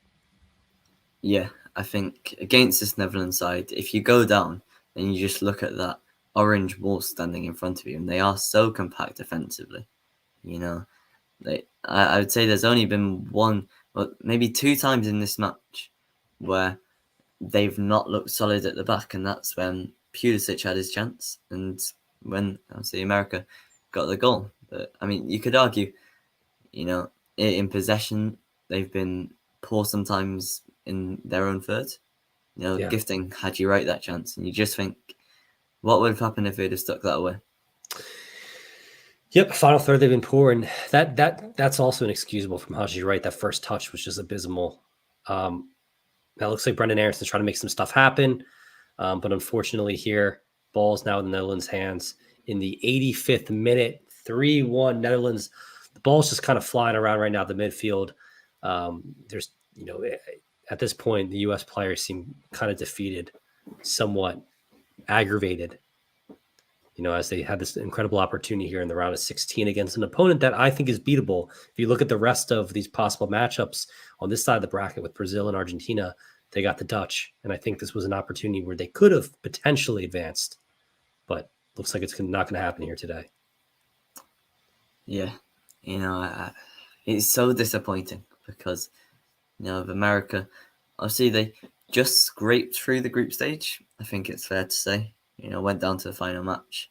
But there was still that sense of optimism within the camp that maybe they got the better. But there's a corner here from Pulisic. See what happens. Still probably about 10 minutes of game time here, given that there's going to be some stoppage time as well. Oh, Christian Pulisic played the ball to Haji. Looks like a great defensive stop. Shot off target from Zimmerman. Pretty close, right outside the box. We're going to take a look at that one here in a second. Goal kick for the Netherlands. Yeah, let's see what happens. It looks like he might be on that. He's perhaps tried to glance across. Yeah, and this is frustrating too, Jamie, because one thing you think about in these situations is, there'll be international tournaments. There'll be the Nations League, the Gold Cup, and we'll be following this U.S. team here on State of Soccer for the next 4 years. But we have to wait 4 years for another World Cup too. It's just that's what makes this tournament so exciting at the same time, right? But also just so disappointing. Yeah, I think that's the thing. For teams playing in North America, there isn't really that big tournament in between that you can look forward to. In South America, there's the Copa America. In Europe, there's the European Championships. Whereas for America, would you say there's the Gold Cup is the equivalent, but it's when the Confederation only has about 4 or 5 teams that are recognizable around the world as being soccer nations, if that, it's tough, right? Yeah, absolutely. It has its positives. You could definitely say that perhaps if the USA were in a different confederation, then qualifying would have been more difficult. But it has its deficits. U.S. is on attack here. It looks like it's going to be another yellow card against the Dutch right now. Dangerous attack for the U.S. men's national team as they're down 3-1 in the 88th minute. A goal is needed here really before the 90th minute. We've seen some crazy things happen, in this tournament, but just with how tough this Dutch defense has been, I don't know if we're going to see it. Either way, pretty split, pretty even on shots, pretty even on possession. Scoreboard does not showcase that because the U.S. has had a couple lapses on defense. And when it comes down to it, that's all that matters. Yeah, and I think for this match, time and time again, we've seen, particularly on Sport Radar, dangerous attack for the US, and then ball save for Netherlands. That's happened time and time again, and they have looked dangerous. I don't think this has been a one-sided game. I don't know how you feel about that. I don't think it has either, and that's something that they can tip their hats on, take home and have pride in. The level of play for this U.S. team at 24 years old, they're playing toe and toe with the Dutch right now. The Dutch are the better team, but Jamie, give it another 4 years, and I hate doing this, but now that we're down 3-1, give it 4 more years. maybe a couple more players come through the pipeline. Maybe there's a 22-year-old, 20-year-old striker, in the next World Cup that we're not even talking about right now. This team does have a lot of promise for the future. Yeah, absolutely. This is a team still emerging. This is a team without, at the moment, any real leaders. Tim Ream, a player who doesn't have much international experience, I don't believe. He's obviously one of the more experienced members of the squad. No World Cup experience, yeah. Yeah, this is the time when you really need players like that. And as we said, it hasn't been the Netherlands show here, but perhaps Netherlands just have that more acclaimed international and European experience. And the Dutch are kind of just sitting back, letting the U.S. have it on attack. However, it looks like Reina had a chance on goal. Let's see this shot. Yeah, not really a shot on goal. And Reina's not too impressed with him coming on. Now, it's tough for him to insert himself after not really playing. He came on against England. There's been a lot of speculation about why he hasn't been playing, but he just hasn't really shown his abilities. I don't think he's gotten the opportunity to because the Dutch are marking him so well. Yeah, maybe this half might have been the acknowledgement that the USA don't really have the resources to get through as of yet. But at the same time, for Greg Berhalter, he'll have learned a lot about this false nine system. Mm-hmm. And for the second half, it's been 1-1. If you look back and say, well, maybe if USA had played with Reina in that position, like from minute one, would it be a different game? Do you think it would have been? I think it possibly could have been, Jamie. We have 6 minutes for the US to make anything out of this game. I think it would have been, definitely. And maybe you go false nine knowing Pulisic is injured. He's been playing, though. For Pulisic, he's been in the game the entire time, which is pretty impressive given coming off a pelvic contusion. Dangerous attack here on Sports Radar. Ball's right outside the box. Once again, dangerous attack, ball safe. We keep seeing it over and over and over again. Let's hope that they can muster up another goal. And then free kick for the Netherlands. They're going to take their time here, unfortunately. Time is running out on this campaign for the U.S. men's national team here at the World Cup. Despite what happens here, we still have a lot more content to bring you at State of Soccer regarding this World Cup. Streams in the quarterfinals, semifinals, as well as the World Cup final. And also, we're going to be doing the jersey giveaway here at the end of the match. Highly anticipated jersey giveaway that I know everyone's been kind of waiting for. So that's exciting too, Jamie. So stay tuned for that. Yeah, really exciting to come up. And whilst this looks like it'll be America dipping out of the World Cup, I think for it being a young squad, for it being an experienced squad, we've got a sub here, Robinson, coming off. Looks like Jordan Morris is coming on here. Just last second attacking prowess, a guy who can make some moves, who is quick. Not my favorite player on the roster, but definitely deserves to come on here late in the game to make something happen.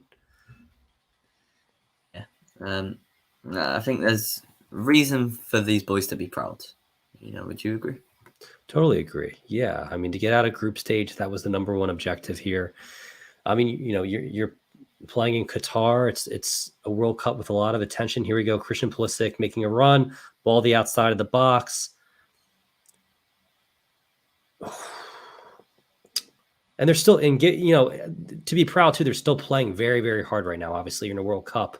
They don't want to give up another goal. About 3 minutes left here in stoppage time. Can they claw back another goal here, make it 3-2 just for the optics, make it look a little bit better? I mean, do you think this is deserved a 3-1 win, or do you think it's more of a 2-1 victory in your mind with the Dutch winning? I think at the end of the day, any result has to be deserved. Yeah.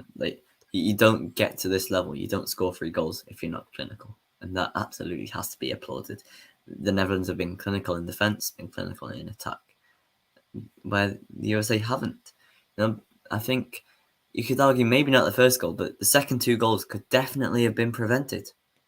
Yeah, totally agree. It's not been a case of the Netherlands being the better team, but America haven't deserved to get anything from this match. No. See, a dangerous attack here. It's that final third issues. Final third. And someone in the next 4 years needs to establish themselves as the number 9. And I thought it was Ricardo Pepi. Unfortunately, wasn't called in. So it's, we're going to have to see here over this campaign for the next 4 years who can do it. Dangerous attack for the U.S. here in, looks like the 94th minute. Now we're in stoppage time here, 3-1 Netherlands. Yeah, and for the Netherlands team there to bring on, I think, did they bring on De Ligt? They did. To have the ability to substitute him, such a good player at this part, and it shows you kind of the levels of where the Dutch are at here versus the American team at this point. Yeah, when you're chasing a goal here, for them to bring on a player like Weghorst who can defend everything aerially if needed, and then a player like De Ligt, it just would be very demoralizing for the players, very demoralizing for the fans watching. So. Yeah. Greg Berhalter there trying to bounce past the ball and just threw it out of bounds too, which was a little bit frustrating to watch on top of everything else. This might be Greg Berhalter's last campaign here as the U.S. coach. I'm hearing some rumors about that. And honestly, Jamie, as far as it goes, he's had success, but I think this team has played well at times, and they've showed a ball right in the box here, dangerous attack, ball safe. I've seen that all game long. We'll get to Greg here. I want to hear kind of more your neutral opinion of him, if he should be given a chance for 2026 here shortly after this final whistle blows. Yeah, I think for Greg Berhalter, from an outside perspective, I think America haven't done as well as they probably should have done in this qualifying campaign. No, it's always going to be really Mexico, Canada, and the US leading the way. But to finish the bottom of that triage is always going to be disappointing. Mm-hmm. Then, to crash out at the round 16, despite how well they did, particularly against England, then, but I think you could also argue that the result against Wales wasn't good. That was a bad result. I think this team should have beaten Wales. Iran did. England battered them. So you've got to then look and say, have this team performed as well as they perhaps should have, comparing it to other nations? I don't think they have. Is that completely down to the manager? No. But this is still an incredibly strong squad of players that play at a high level. Well said here. As the ball is kind of trickling around here in, well over time now, added time, as it looks like the U.S. campaign is about to come to an end here at the 2022 FIFA World Cup in Qatar. Could this be one last kick here? Let's see. Just waiting now to blow the final whistle, and the Dutch have done it here in the 97th minute, have advanced now to the quarterfinal. Of course, finishing up as finalists in 2014. They are back one step closer to getting back to another final, which would be their fourth if they're able to do that. The U.S. campaign is over for now. We'll have to wait another 3.5 years, since this is a winter tournament for the World Cup in the United States, of all places, to see if this U.S. team can build on this campaign, bring in some more players through the system, and possibly improve upon what I would say was an expected result to get out of the group and a disappointing performance here in the round of 16. Yeah. I think exactly what you're saying there. The USA national team haven't really pushed the boat out. They've not defied any expectations. And looking at it from that perspective, you've got to think, if they hadn't have made it out of the group stage, would Greg Berhalter still be in a job? Definitely not. Exactly. I'd probably say. And that being said, they just barely made it out, and then they were overmatched in this match. A couple substitutions here that are to start the match. Jesus Ferreira starting, Walker Zimmerman, of course, starting, who we saw him in the first two matches. But with the quality we saw out of Cameron Carter-Vickers, not having the ability to start Sargent, I want to hear your thoughts as a Norwich City fan. Do you think if Sargent was able to start today, it would have made any difference whatsoever? I think it would have done. He was very, very impressive against Iran in the final game.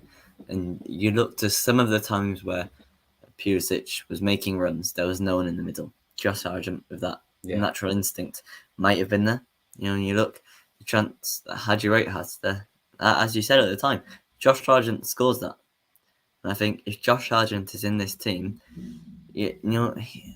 obviously, in the grand scheme of things, Josh Sargent, plays in the championship and is currently, fifth in the championship. He's not going to set the world alight, but definitely would have made a dent into that Netherlands side that no one was really able to do.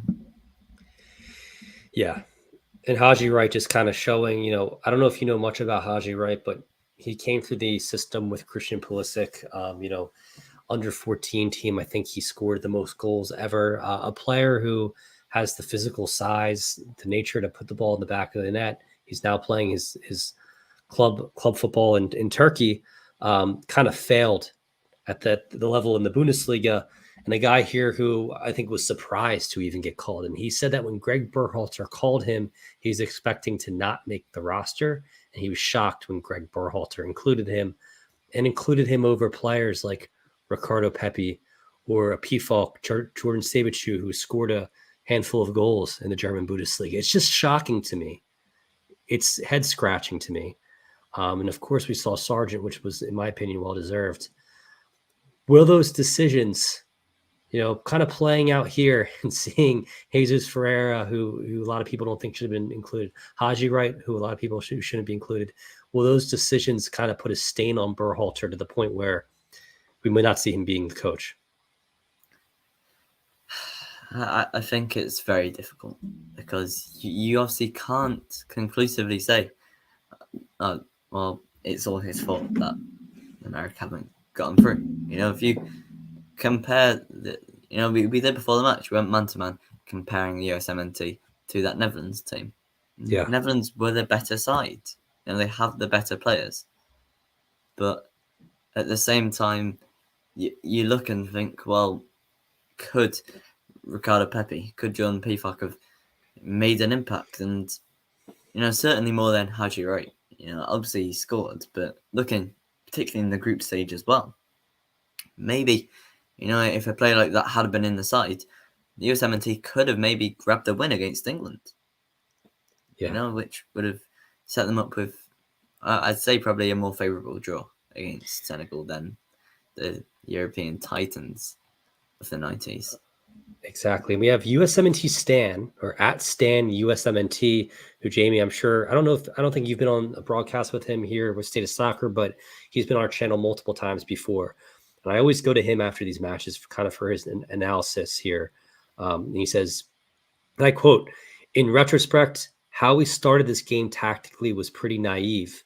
We have some key guys clearly gassed, and we came out playing a style in first that was overextending those fatigue guys. Mental errors typically follow physical fatigue. Seems like this is what happened." Would you agree with that? Yeah. I think a lot of this World Cup campaign has been naive. I think that's undoubtable. For whether it's the players being used or the system being used, it's been naive. But at the same time, you've got to think, what else would you expect from a team that wasn't at the last World Cup, that hasn't really faced this level of opposition before the World Cup? There's always going to be that, sort of having to dust off the cobwebs for the players as well. These aren't players that are used to playing on this massive stage for their country. If their decision making is a bit off, as we said before, when we were talking about whether you'd sign a player based off of the World Cup, it's the same for the players. It's a completely different environment for them. Completely different environment. And I think that came into play here. They're all professionals. To say that the pressure got to them, I don't necessarily believe in that. I mean, I think that there's a lot of pressure and anxiety going into a match. They always say if you care, you should feel a little nervous or a little bit anxious. But during the course of a match, especially when you give up 2 goals to the Dutch and you're, caught clawing back, I think you do feel the pressure. And at that point, I think that's where the U.S. let this game get away from them. 3 opportunities, 3 unmarked opportunities for the Dutch, and they were clinical in the way they finished. I honestly think that given those 3 opportunities, the U.S. would not be able to put the ball in the back of the net, potentially on all 3, too. And that kind of shows the difference here of these 2 sides, in my opinion. And it goes to show that the U.S. right now is not a team that is built for a quarterfinal or a semifinal. And we kind of knew that going in. They're built to make it out of group stage, especially against Iran, especially against Wales. But there are levels of quality here. And the Dutch have showed us today that we still have some work to do.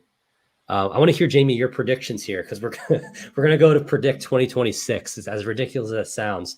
But given watching this U.S. team through group stage, given the players they have right now, and players who are left off the roster, as well as just certain youngsters who I'm sure are going to emerge, they're going to be a stronger side in 4 years. Do you think it's out of the realm to say we can get to the quarterfinal or a semifinal in 4 years from now?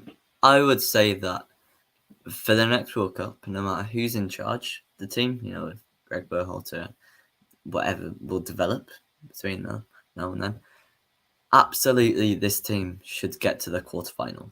See, yes. we can't look into the future. We don't know what's going to happen, but this is a team of players that are going to be in their prime. These players now, if the average age of the squad now is 24, in few years it's going to be 28. That's when footballers are in their prime, and being a home tournament largely as well.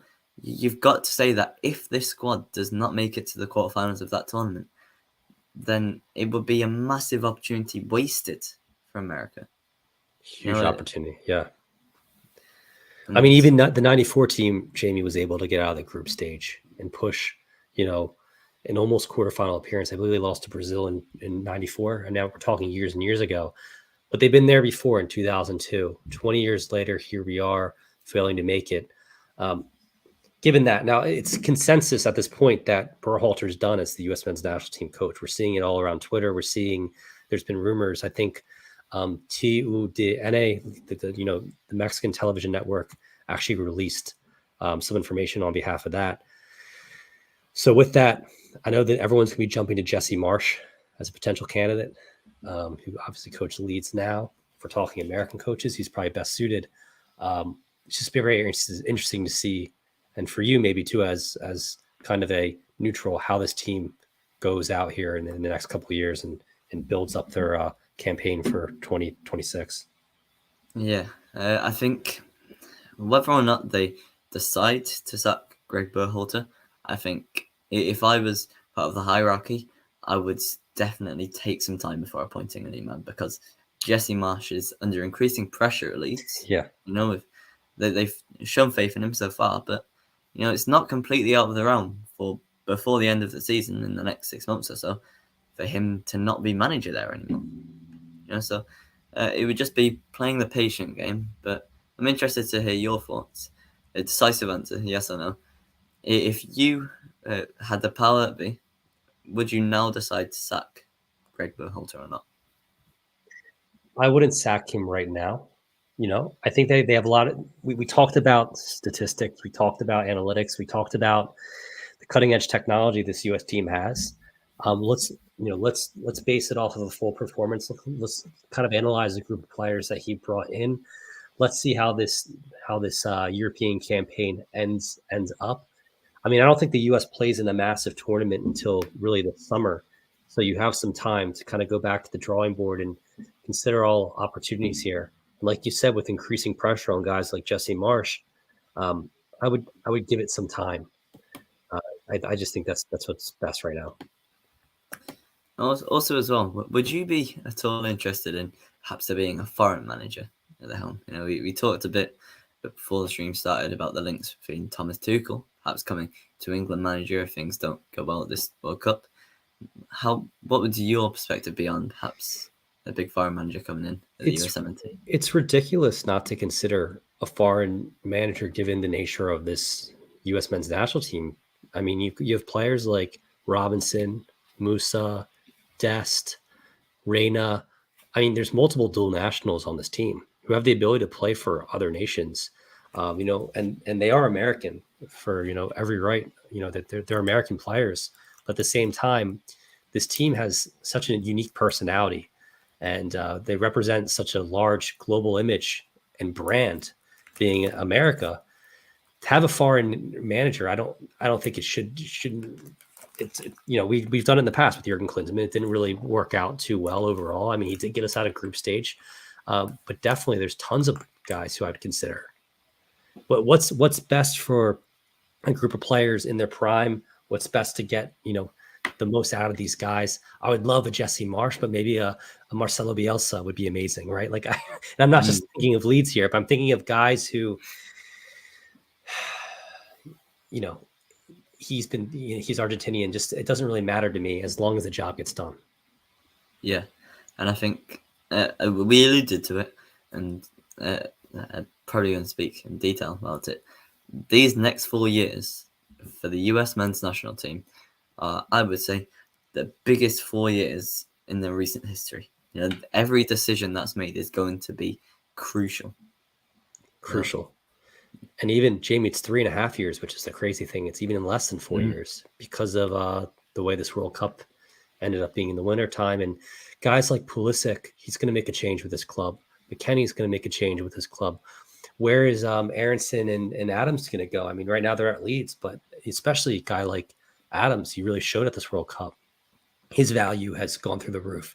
Serginho Dest getting more confidence. Matt Turner, will he be in a starting position? We have other guys. We have my medical reports saying Reina should have played more, and I can agree with that. Maybe especially to start off this match in particular.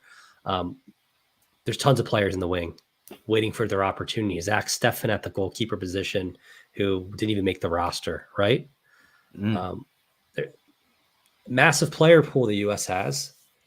MLS continues to get stronger. I think even coaches will emerge too, Jamie, over the next couple of years, right? That happens as well. Yeah, I think for the USA, football is getting bigger. Certainly you see more people getting interested in it. More players. Players, in high school that might be, free sport students opting to choose football now, and it's only a good thing for the future of this footballing nation. But at the same time, you've got to look at the here and now and say that, has this team, do you think, underachieved at this tournament? I do. I think they underachieved personally. Given the ability this team has, they underachieved. We got out of group stage, but we barely did. Also, given the turmoil of the Iranian team, you take away that turmoil back at home, that Iran team might get through. And the way we played in the second half, especially the end of the match against Iran, was abysmal. 5 in the back, flat-footed defending, giving them every opportunity in the world to score and equalize. We would have been out, right? We went into that final match having to win to move on. We didn't score against England. The England match, we played our best soccer, but at the same time, I kind of feel we kind of let that one get away as well. If you want my honest opinion, I think that the U.S. could have won that match. And against Wales, it's the exact same thing. We need a clinical quality finisher. We need a striker. We need someone who can change the game. And it's just crazy to me, a population of 400 million people, that we don't have that right now at a striker role, a player who can get the job done. It's a tale as old as time, but I'm looking at a population of 400 million people, especially a population of so many incredible athletes. We just need that clinical finisher. We need a striker, and I think this team's completely different. Yeah. Do you think that striker lies in-house? Could it be, a John Peacock, a Ricardo Pepi, a Josh Sargent, or do you think it's someone that's still yet to be discovered? Maybe someone coming in to the picture. If I had to put my money on it, it's Ricardo Pepi. And that's why I'm so upset that he wasn't included in this team, because you're looking at it for the future. But one might even say that Haji Wright is a guy for the future too, who's kind of bounced around Europe, has the size, has the ability to finish. But we saw just how poor he was at this World Cup. I would rather have seen Pepi in that situation, obviously, than a Haji Wright. And a guy who I think is all of a sudden now scoring goals left and right in the Eredivisie against the Dutch of all places. So, hey, I think we have it in house.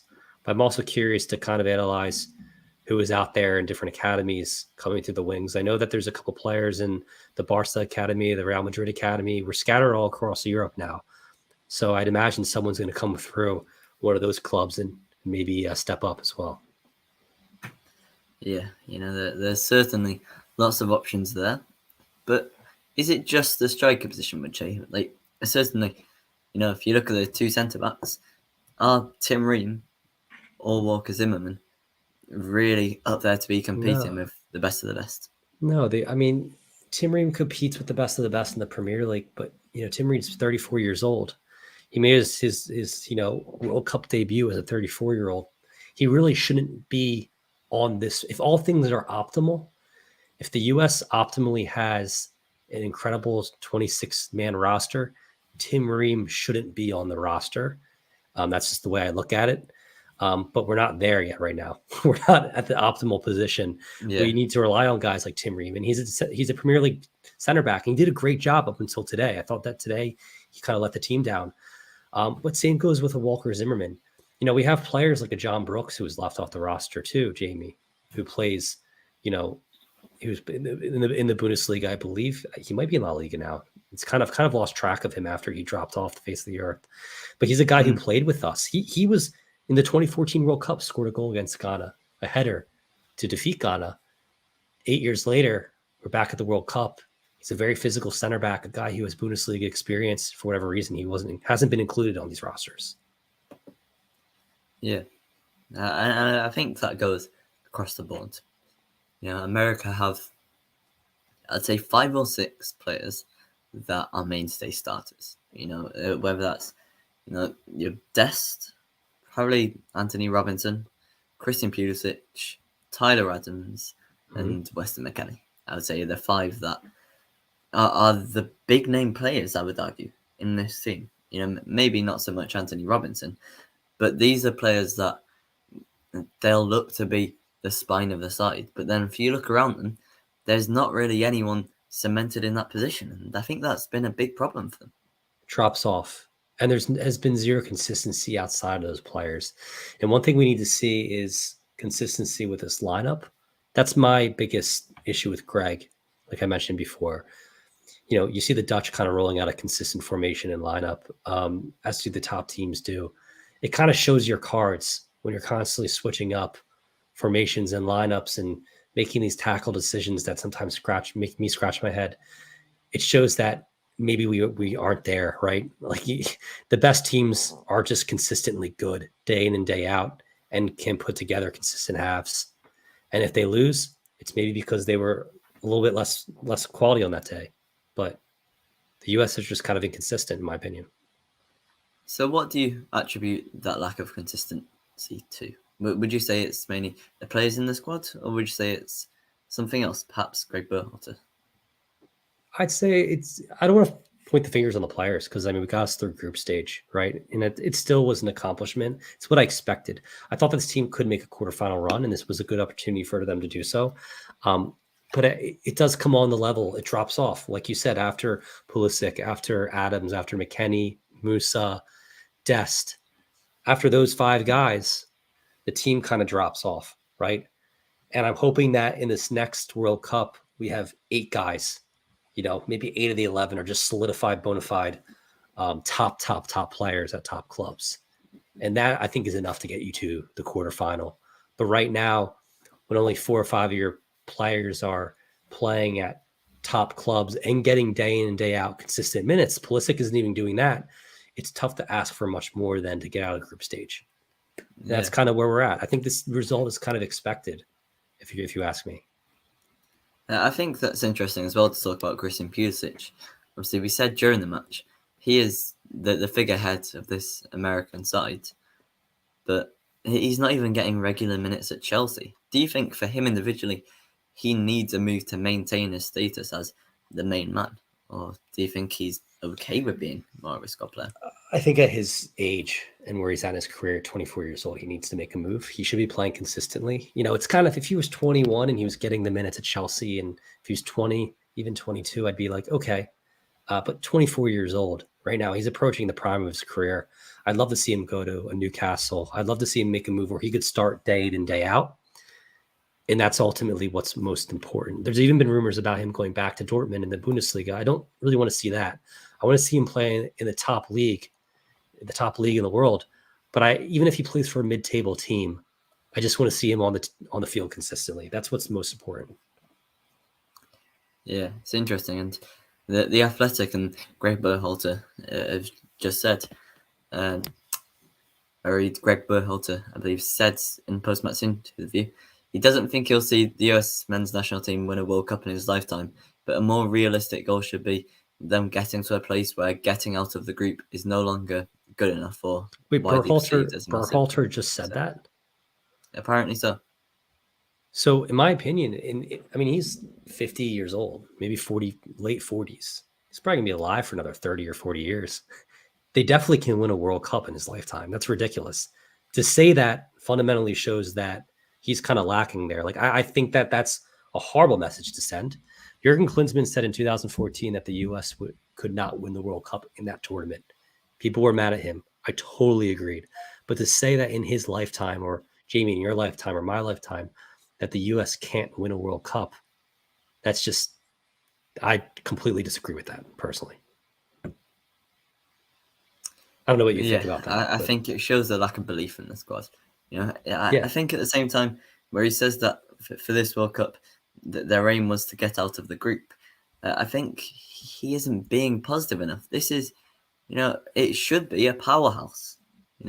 America, the American dream. For him to come into this tournament saying, the bar is set, let's get out of the group, anything above that is a bonus, isn't the mindset that I think him or his players should have. Yeah, and especially when you still have 5 guys who are playing at top clubs, because at any given day in a knockout tournament like today, you could win this game. Now, this game, obviously, the Dutch took it to us, but this is a game that could have won and gone to the quarterfinal. And especially, Jamie, since we've been there in 2002, 20 years ago, we were there with a team that had less talent, but I think cohesively, probably had a better coach in Bruce Arena, who I know a lot of people like or hate. But that team, one thing I want to bring up is that 2002 squad, finished in the quarterfinal. They went to the quarterfinal. They beat Mexico. They lost to Germany on a handball. And then they moved in 2026, Jamie. They were ranked number 4 in the world. I don't know if people remember that or realize that, but the U.S. has been top 5 in the world ranked in the past 20 years. And that was that 2002 team in their prime. We can't allow that to happen again. When this team is in their prime, I expect more. That team was knocked out of group stage. Yeah, I think it shows certainly. I don't think that quote will sit well, and it might be an indicator. For him and his coaching staff, their contract's up at the end of this World Cup. Maybe that's him saying that he's maybe not going to be manager anymore. Because if you're managing a team, and I could be Norwich manager, for example. If we're in the Premier League, I'm still going to say, well, we're going to try and win the Premier League. You don't completely dismiss it. Obviously, the chance of it happening is very slim. But if you're not optimistic to be the best of the best, why are you in the game? I agree with that. That's just a terrible quote. I hope it's not true. Actually, when we stop the stream here, I'm going to listen to it. But it does show. It shows the lack of belief. And in my opinion, in his lifetime, he's guy's relatively young, right? If we're actually really looking at it for what it is, I think there's a lot of people in this world who would put their money on the U.S. winning a World Cup in the next 30 years, potentially, right? Like, it's not out of the realm whatsoever. And one thing I will say, you can be a great team and you can be expected to win the World Cup and not get out of group stage too. So don't take it for granted. 4 years from now, the U.S. could bow out of group stage. I don't want to see it happen, obviously, but you can be a Germany or a top team or a Belgium and get knocked out, right? Like, anything can happen. It's the World Cup. So you just got to take it one match at a time, one day at a time. Well, just a bit more on that quote. Apparently it says, in American soccer, in the MLS, for example, where making the playoffs in a league where it's harder not to make them, say, is largely considered the bar for success, or enough to save a coach from getting canned. They should think bigger. Is that what Greg said, or is that what the Athletic said? It doesn't say at the moment. It's just the Okay. Athletics. And that's a structural situation with MLS, and financially, MLS does not have promotion and relegation right now because, and people will dispute this, it's because our second division isn't strong enough to support, promotion and relegation. There are certain teams in certain cities that have an avid fan base, but these ownership groups come in pumping tens of hundreds of $1 million into a stadium and a club, and then if they're to drop to the second tier of U.S. soccer, their investment is squandered. And being more of a franchise-friendly, sports nation that we are, you're not going to see promotion and relegation, in my opinion, anytime soon. We might never see it in MLS. That's just the way it is. But at least, I think structurally things can change with the playoffs, and hopefully we see that change. Apparently that quote was from Greg Berhalter. Do you think that's him calling for a change in the MLS? And do you think that perhaps with the MLS as it is, if there not really being any incentive with MLS, certainly, I would say, as a neutral, not considered one of the biggest leagues in the world, do you think this is massive cause for change? I think it's a cause for change. Yeah, I think that if Don Garber claims that in the next 10 years, the MLS will be a top 5 league in the world, he needs to change that. And he's right. And Berhalter, that's a guy who coached in MLS. And that's a guy who has a good relationship with Major League Soccer and its players and its chairman, and Don Garber himself making that quote. That's a little interesting to me too, because if Greg Berhalter is going to walk away from this USMNT job, or if he's no longer going to be the head coach of the US, he's going to have to rely on potentially going back to MLS, right? Or making a European move. I don't know what he's going to do, but to kind of make some enemies with Major League Soccer in that comment is interesting too. He's not really setting himself up right now. I think maybe he's taking a big coaching hiatus because he's kind of pissing off a lot of people, I think, right now with these comments. Well, I think at the same time, is that his emotion showing? Obviously he's made some dodgy decisions across the course of this tournament, but at the same time, the MLS isn't like most leagues in the world. Maybe he's frustrated at that. Obviously him managing his country. Maybe it's cause for change, as you said. This is probably the biggest chance the USA have of succeeding over these next 3.5 years. And one thing I want to bring to your attention, Jamie, I think there's a lot of pressure from major leagues. So MLS and US Soccer Federation go hand in hand, right? Like they kind of support each other. As most countries, the domestic league is vitally important for the growth of a sport, right? And a lot of these domestic leagues in England, Belgium, Netherlands, wherever, you've been around for hundreds of, over 100 years. MLS has only been around since 1996. It's in the cards for Major League Soccer to kind of dictate to U.S. Soccer, maybe even to Greg Berhalter. I'm not saying that this is a thing, but certain players have to play, or certain MLS guys need to make appearances. This could be some frustration from Greg. There could be some greater pressure here to play a guy like a Jesus Ferreira that maybe we don't see, that maybe the U.S. Soccer Federation or MLS is saying, you have to hit the quota and start an MLS player at this time. Like, I don't know. Right. And maybe that's some frustration coming out from Greg, not pointed at Jesus, but pointed at the situation. And there's a lot of people who are kind of conspiracists who believe in that, but I think it only makes sense. Doesn't mean it's right, but I'd be interested to hear about that too. I think if that is true and the MLS are insisting on their players being played, then they need to follow suit with the rest of the world. That there's clearly a reason that the MLS, despite being in one of the biggest countries in the world, with the room to have the most revenue in the world, let's be honest, if the MLS was a major league, it would probably single-handedly make more money than most other leagues in the world, because the players will want to move to America, but for one reason or another, that's not happened, and it just seems like it's drastically affecting the national team. And you said before that there's lots of players that have dual nationalities. And why is that? Because the American system's failing them.